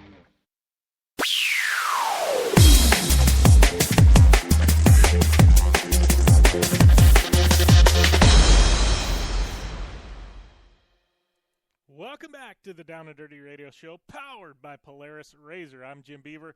Man, been a fun show so far. Danny Medine, Jolene Van Vugt, Joe Duncan, Keegan Kincaid calling in here in just a minute. Ms. Amy Hood, she's going to cap off the show. Did want to make a couple of mentions, though. Dirtfish Rally School, during the break, uploading a picture to Twitter. Patrick Sandell, our guest last week, he's hanging out up there at Dirtfish. Always cool to see who pops in up at Dirtfish. Those of you wanting to go to Dirtfish, I go up there quite often. But there on the website, downanddirtyshow.com, you can find coupon code. Pretty much any of our recent shows, click on the link and have 10% off coupon code. And also wanted to make mention, you heard during the break, General Tire, spot for them, one of our great partners. I got a new set of those MT tires, the new General Tire MTs. Those things are, beast mode tires. The traction on them, the sidewall's absolutely insane. You're looking for a new set of tires, definitely give General Tire a look. And speaking of General Tires, I know my co-host, my partner in crime, Amy Hood, who is on the line now, just got some General Tires on her ride. How do you like those General Tires, Amy? Oh, hey. They are freaking awesome. I'm really excited to kind of test them out in the winter terrain here. I hear they're a really good all-season tire. So better than what I had, because all the tread was gone on my tires, so I was just like wobbling it around, and I really don't think I would have been able to even take it out on the highway. It was pretty bad. Yeah, you had like a bolt. Yeah, I was gonna say, instead of like repairing it, my dad's like, if you take this bolt out, your tire's gonna be shot. So he just glued around the bolt, and we just left the bolt in and just ran with it. It wasn't leaking any air, so we just run it. Run it. Yeah, and she's not kidding. She texted me a picture, and she has a bolt through her tire. Cords are showing. It was, like your truck wasn't even streetable at that point. Literally. I would have been scared to go over 25 miles an hour. But, you're dialed in with Generals now, and we'll see what the winter brings. Yeah, I know. I hear it's going to be a pretty gnarly winter here in Canada again. So definitely am stoked to have some General Tires on my Danger Ranger, the baddest ride out there. Can't lie. Yeah. Well, talking about that, I gotta ask. We got all kinds of stuff to talk about today. You don't even know what we're going to talk about. We got tons to talk about today. Just had Danny Medine on air, and we're talking a little bit of AMA Pro Flat Track because she's kind of their TV host over there. And I've kind of been a casual fan of Flat Track forever. I'll watch it when it's on and stuff like that, but never a diehard. I've started following it this year since she's got this TV gig. Right? They've got this track in Peoria called the Peoria TT. And, flat track is, normally half mile, 1 mile. Are you familiar at all with Peoria TT? Not that series, but I've actually gone and watched a flat track event at the Daytona 200. And I know a couple of good friends of mine who actually race professional flat track. And the TV just does not do justice to how fast they actually go. It's insane. It's such a cool event to watch live. It's really, really cool. And they also always do it at night. It's badass. It's way cooler than it looks on TV. Like, I kind of, blew it off. You're like, oh, yeah, flat track. I'm over here, jumping triples and quads and stuff, and these people are turning left. But, I don't think I would even be able to do anything in flat track. Those people are really, really skilled. And it takes some serious balls to go fifth gear wide open and just lay it sideways and hank it around the corner. So hats off to those who can do flat track, because it's gnarly. Okay, well, I'm gonna even throw you for a bigger loop. So Peoria TT, it's a one-off event on their calendar, right? The guys don't show up with their Harleys and their big Triumphs and stuff like that. They all trade them in for dirt bikes, and they're almost like supermoto bikes. So what if I told you this track, they throw it's a kidney-shaped track with a right-hander, and they've got a tabletop, and these guys are sideways hitting this tabletop. Oh, I definitely have seen that then. Yeah, no, I've seen that. It actually looks pretty rad. No, totally different. But you can really see a lot of the people who come from, like, a motocross background are really successful at that type of racing. So, that's cool. Yeah, no, I was dumbfounded. Like, I'm watching a couple weeks back, and all of a sudden Peoria pops up, and everybody's like, "Oh, this is gonna be great. These guys are gonna be jumping." I'm like, "It's flat track. They don't jump." And I watch them, like, "Holy crap! These guys are laying it sideways." I mean, it was insane to watch. It's just a one-off on the calendar, and I guess the event's been there forever. And it's always going to be there. It's just that one-off unique event that they run, and I'm like, holy crap, I got to go to that someday. It was just, it looked pretty amazing. And I like that. I mean, you need to shake it up. You need to be able to kind of like test all the riders out, and some people may be good at that, and some people may suck at that. And it kind of goes to show with my racing here, they canceled the races this weekend, okay, because there was a forecast chance of rain. This is motocross, okay, people? Like, we're built and taught to race in, blistering heat, cold, rain, sleet, snow, whatever. I mean, that's what motocross is about. I love mud races. Back in the day, they would never have canceled a weekend which looked like a forecast of rain. It only rained one day, by the way, and there was some crazy thunder and lightning, but that was in the evening, and the days are actually nice and sunny. But they canceled our doubleheader race and rescheduled it to next weekend, but I'm super pissed because, A, I love mud races. I bet you I could get out there and, like, win a pro class in the mud because growing up, that's all, we would race rain or shine. And if it was pouring rain out, we would still race. And apparently now, I don't know why, but everybody is too, whiny about mud races and doesn't want to show up, so they canceled the race. And I'm just super mad, and I think it's such a waste. And I think it kind of, you don't give every rider that opportunity to experience that. And again, like some people excel in the mud, like some people may excel in that type of riding, and it just pisses me off. That's all I have to say. It's what really grinds my gears. Okay. I agree with you. That's lame. lame. I missed out in a doubleheader race for points, and I'm not going to win my championship because this weekend. We were supposed to have no races this weekend, which is perfect for heydays. And now I am going to miss that doubleheader that got rescheduled for this weekend. So there goes my championship because people are too afraid to race in the rain. That's lame. I don't know. That's only that race in the rain? Come on. Oh, I'm so frustrated. Off-road racing doesn't get canceled for anything. Rain, snow, we've raced in floods. Literally, they might have to divert the track to get around 6-foot running washes of water. But yeah, we don't get. There's no such thing as rainouts. I think short course doesn't get rained out either. But maybe a lightning. Lightning might be. If there was lightning storms in the area. Literally hitting, within a couple mile radius of the track, I could say, okay, cancel the motocross event. But rain? Nah, that's just a bunch of people being no lightning. No. There was only storms at night, and it was only on the one night. So, all in all, it would have been a totally fine weekend to race. But also, who does not have fun wheeling their bikes through puddles and trying to maneuver and MacGyver around a track and super muddy and ruddy? Like, dude, this is motocross. That's what it's about. That's like the fun part about it. And there's so many people who whine and don't like to get their bikes dirty, and they just complain about everything. And hold on, they race motocross and they don't want to get their bike dirty? Oh my, you don't even know. And these are guys also. What are they, like trailer queens or what? Yes, it's ridiculous. And honestly, I thoroughly enjoy mud race because at the end of the day, it doesn't really even matter how you finish because you're just trying to finish, and it's actually fun. Like I love when you got to throw your goggles off and you're laughing because you're falling all over the damn place, and it's actually kind of fun. So here's all the male wieners out there who cannot handle a mud race. Get out of this sport because you're ruining it for me. Your man card is officially revoked. I'm sorry. I'm so mad. Yeah. Anyways.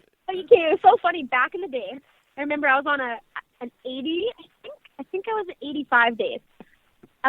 Always the first race of the year, it was like hit or miss. It was going to be a blizzard or it was going to be semi-decent, but the track would be totally frozen. And I remember we showed up to the first race of the year, me and my dad, and it decided to just blizzard. And, of course, they wouldn't cancel the race back then because everybody who raced were, gnarly.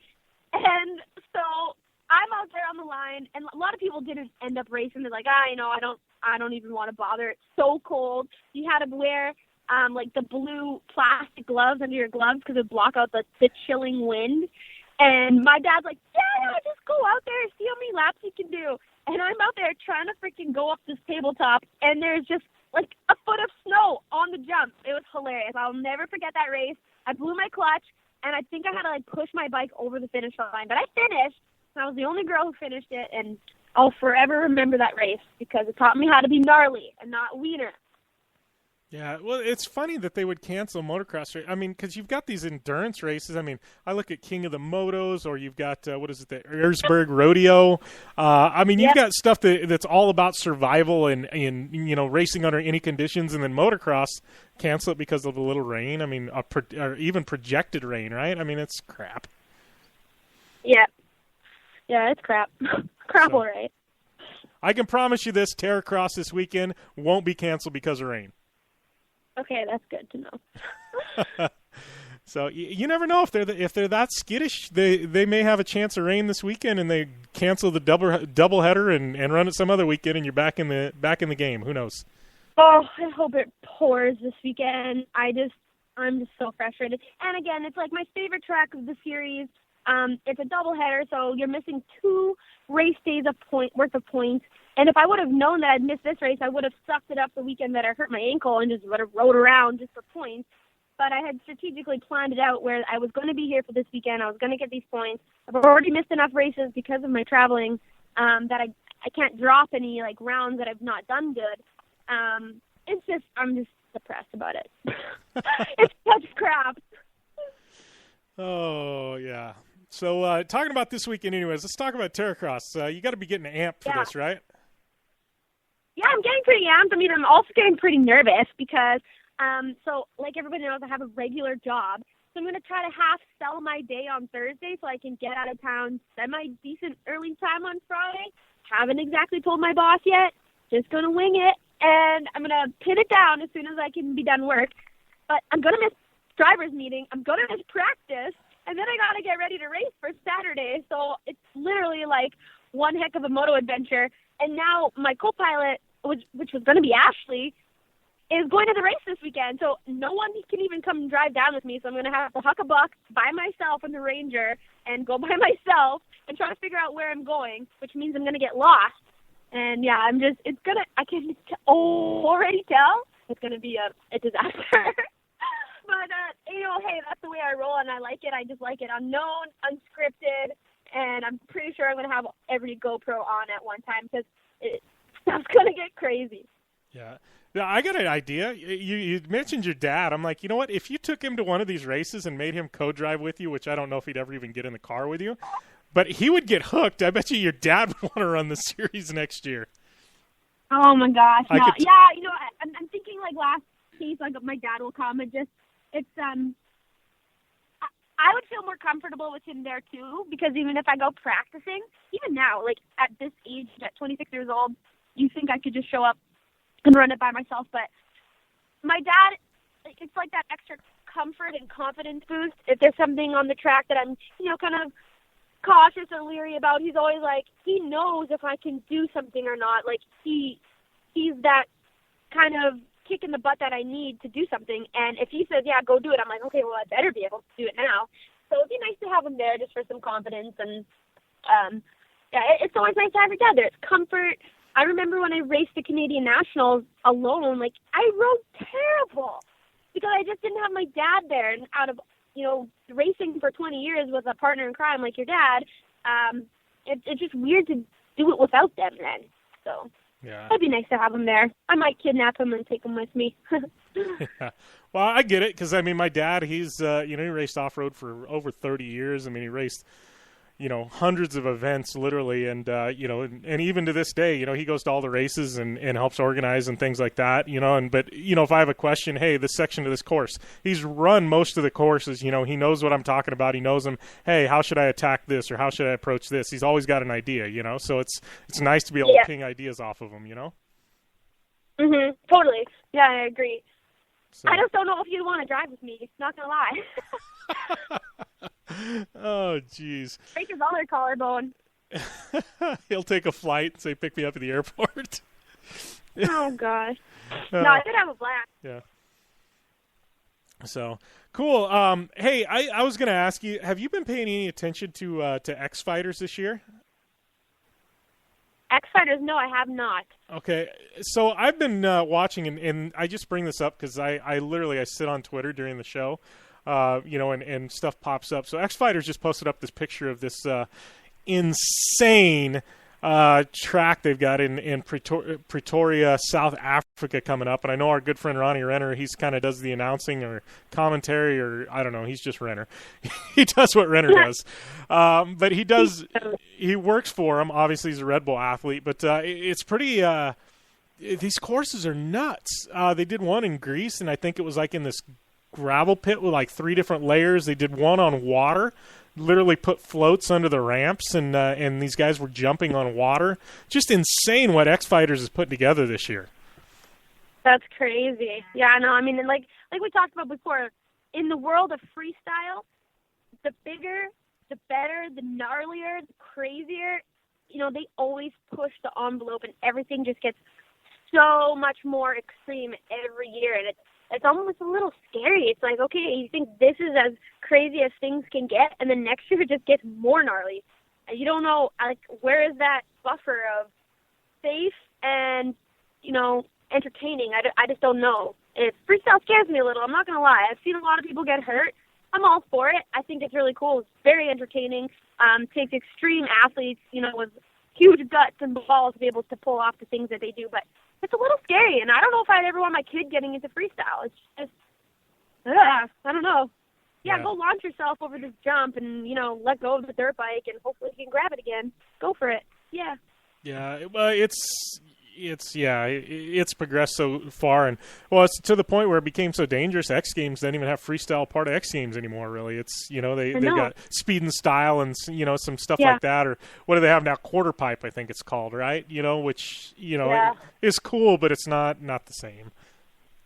Yeah, but there's always going to be some sort of freestyle out there, even if it's not in X Games, which I do think sucks, because it is really entertaining to watch. And some of the stuff people pull off. But, again, it's very different than motocross. Like, you crash, it's not just a broken arm, man. Like, people are dying on the regular from freestyle, so it just scares me. And, I mean, especially the fact that I know a lot of friends and people that I care about who do it, I'm like, maybe don't do it. Well, and as a career path, I mean, it seems like, look at the guys that have excelled in it. I mean, Deegan and Twitch and, Ronnie Feist, they've moved into stuff with 4 wheels and roll cages now just because their bodies couldn't handle it, Yeah, and I mean, you can't have a long career in freestyle. Like, it's going to have to shift to, free riding like Renner or the 4-wheel side. Like, it's just, there's no longevity because it's so gnarly, and people are just plagued with injuries and stuff, and it's just, you got to completely commit to the whole lifestyle that comes with being a freestyle motocross rider. It's not for everybody. Yeah. But it is cool, I'll give you that. I did actually get the chance to see an X Fighters years ago in Calgary when I was racing the Nationals. I was traveling across the country with my friend, and we stopped in Calgary to ride and stuff, and we got invited to go to X Fighters. It was so sick, and the after party was so sick. I got to meet a young Levi Sherwood when he was like 16 years old. I got all these pictures of us partying, and it was so funny because, now I get to see all these people as we grew up, and they're still in it, and a lot of these people, still do their thing, and I just remember when they were like kids. It was hilarious, but that's the cool part about racing is you just make lifelong friends through your travels. It's pretty rad.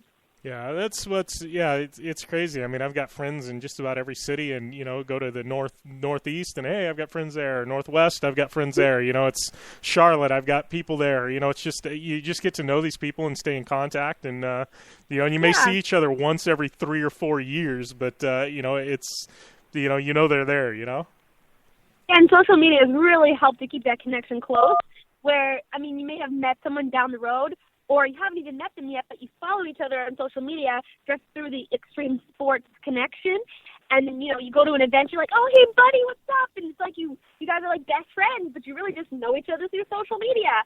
but, you know, you think what they do is cool and they think what you do is cool, so you instantly have this bond and connection just through social media and being like a badass. And I find that so cool that especially a lot of these girls that I've met, I mean, I would never have had the chance to meet them or know who they are, but social media has brought that circle so much closer, and I feel like I have all these friends, but I have never really met them. And we do plan on meeting sometime, and we always talk like, oh my gosh, if you're here, let's meet up. And that's the power of social media, and it's really, really cool. And I just love how it works with extreme sports, and yeah, it's really cool. We're really privileged, honestly. Yeah. Well, as you and I mean, you know, we would have never met. I mean, we've actually physically only met once in person in the flesh. You know what I mean? But here we are talking and you know, on the weekly and racing Terracross together and everything else. And, you know, we've physically met once. So, yeah, it's just super weird. Yep, exactly. So what else is going on? So after this weekend, do you have any other motocross races left, or are you just pretty much done? Yes, I have the last race of the year. So you better believe I'm going to be strapping a pillow to my body when I get into that Terracross car, because I am not going to get hurt before my last race of the year. Because it's at my home track at Grunthal, best track on the circuit, hands down. And, yeah, it's going to be a great time. Kick off the season, hopefully with a win. I'd like to finish top 5 in 250B class. And then I start my real adventures, heading to North Carolina. And then I'm heading to California for a photo shoot for a cover of a book. It's pretty interesting. A friend of mine that I met also through social media, she writes romantic love novels about the motocross industry. It's called Dirty Love. It's pretty cool. And, yeah, she asked me if I'd like to be on the cover of her next book. She kind of created a character around me, so I'm heading down there for a photo shoot, and I'm actually trying to organize a girls' ride day down in SoCal. So, yeah, it's going to be, you know, girls of any age, any bike size. I'm kind of debating whether we're going to do it at a track or in the trails. So, you know, people with quads or, you know, trail bikes or whatever, just to get all the girls who are interested in racing kind of involved and come meet one another and have a wicked-ass time. But, yeah, so lots of things coming up soon. So I'm hopefully going to be nice and busy for this winter. And, yeah, we'll see where it goes.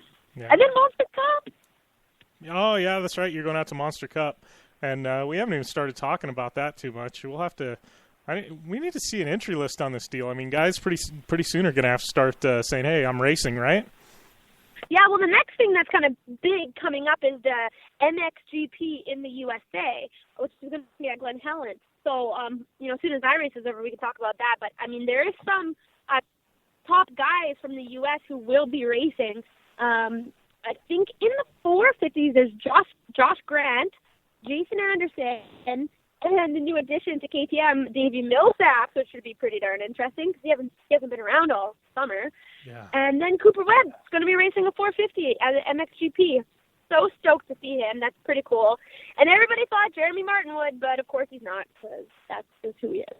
But then, yeah, Chelsea Nelson, Sean McElrath, and Joey Savacci in the 250. So I think Joey and probably Joey and Cooper will be some of the top guys out of the U.S., but should be really interesting. And Marvin's racing for France. And Dean Wilson will be back to race that round too. So he's going to be racing for Team Britain. I'm really stoked. I know he's been training lots and hard, so I can't wait to see him back again. Yeah, it's man, it's I didn't realize it was that stacked. It's going to be awesome to see. I know, it's going to be great. Wow, I really want to take it down. I'm kind of bummed. Yeah, it's going to be an awesome event. When is that? October? September 20th. September 20th. Really darn soon. Yeah, that's really soon. So awesome. Yeah, it should be good. 2 weeks here. Yeah. So guess we'll wrap things up. But you and I will be throwing down some radio at Terracross here. I guess both days, I think, here and driving. So and doing some announcing. You're going to be as busy as I am, bouncing all over for Terracross. So should be fun. Yeah, I'm excited. It should be a good time. I can't wait to see everybody, all the people. There's a cool group of guys who actually do freestyle here from Winnipeg going down to do a show. So make sure you guys check them out too. And this is going to be a wild weekend. This is going to be my first Haydays experience ever. Like, I don't know what rock I've been living under, but I haven't been yet. So someone please take me on an adventure and show me what's up there. Yeah, Joe was on air earlier and saying like 45,000 people. It sounds like it's just chaos. But, yeah, I mean, geez, I got a hotel room 45 minutes away or 30 minutes away or whatever it is. I mean, you can't even get anything close. It's going to be fun. Should be good. All right, guys. Well, I will see you this weekend. Make sure you come by, say hi. I'm going to have my bike there. Someone's pimped out, brand new wrap on it. It's going to look sick. If you want to come take a picture, by all means. All right. Well, thanks a lot, Amy, and we'll see you this weekend. Yay. Bye, guys. All right. Take it easy. All right. That was Amy Hood, catching up with her, talking a little Terracross, two wheels, and a whole lot more. That's right. We will be hosting some Terracross radio Saturday and Sunday from Haydays, talking with, some of the biggest drivers in the sport, in action sports, man. Terracross just stacked. Absolute stacked field of competitors, both men's and women's. Sounds like a new Hero Adaptive class kicking off as well, so going to be a lot of fun. Looking forward to seeing Paul Thacker behind the wheel of that. Paul just, guy is a legend in snowmobiles, and going to be fun to see him wheeling a Razor around for sure. It's going to be awesome. Upcoming events, I've been talking about Terracross, but one of the biggest global rallycross events of the year happening in Los Angeles. So I will be in the Midwest if you're in Los Angeles over the weekend, though. Doubleheader going down in Los Angeles, Red Bull GRC. You want to make your way out there. And GRC has ticket coupon codes, 20% off all over their social media. So pop over to Twitter, Instagram, Facebook. You can get that. Get your tickets. Red Bull GRC, presented by STI, Subaru STI, jumping on board as a title sponsor. And, got an additional 2 Subaru drivers. So not only are you going to see Bucky Lasek and Sverre Isaacson, you're going to have none other than David Higgins and Travis Pastrana representing Subaru. 4 Subaru entries. It's, going to be bringing their A game. We're going to have a mix of the new 2015 Subarus and last year's cars that saw wins. So, wins and podiums. So it's going to be awesome to see Subarus in action there, and heck of a points battle happening right now in Red Bull GRC. So all that going down this weekend in Los Angeles, Haydays in Minnesota, Terracross in Minnesota. You're going to want to, mix and match both. I guess tune in Terracross Radio, watch some Red Bull GRC. Terracross will be on air in a couple of weeks. We're filming up there, but it isn't live, so definitely going to be lots of fun, though. And then WRC Australia coming up, and that's going to be a solid event down there in Australia. And then gotta mention, I did an interview about a couple of weeks ago, but it is now available, part of the Muddy Microphone podcast. It's an off-road and power sports podcast. They interviewed me. It was about an hour-long interview. Lots of fun. So definitely skip over and check out the Muddy Mike podcast, as I am a part of it, in their most recent episode with an interview. So kind of a little behind the scenes, with me and my racing and my career. And, he put me on the spot on a few hot-button topics. So you definitely want to go and check that out. Got to give a big shout-out to partners at Polaris Razor, General Tire, Rigid Industries, Dirtfish Rally School, UPR.com, Blue Resort and Casino, Wakeboard Island. Don't forget they got Cage Rage coming up in October, Cage Rage 10. JMR Performance Brakes, KMC Wheels, Parker Motor Company, Gibson Exhaust, MTX Audio, the official audio partner of the Down and Dirty Radio Show, and Intense Tees. Don't forget to give me a follow at JimBeaver15 on Instagram and Twitter. Facebook.com/Down and Dirty Show or downanddirtyshow.com for all our back episodes. And we've got that app available on Apple, iTunes, Google Play, and the Amazon Kindle Store. New app dropping soon. So definitely want to be on the lookout for that. I know I've been talking about it, telling you guys, we got a new app coming. I promise you, it is coming. We've got a new app. it's actually finished up, just waiting the approval process. I haven't had a chance to process it with Google and Apple yet, but it is coming. It's quite the process, trust me. So new app is coming. You'll be able to live stream from that. And big shout out to all our syndicants, that pick up the show, Race Day Nation, iHeartRadio, Performance Motorsports Network, our AM, FM affiliates, lots more coming. Trust me, we got some big stuff in the pipe, hoping to be able to put together. So, once again, thank you all for tuning in to the Down and Dirty Radio Show powered by Polaris RZR. Wouldn't happen without you fans. You guys tuning in each and every week make things happen here. And got to give a shout out to my sidekick, Amy Hood. Give her a follow at AmyHood71.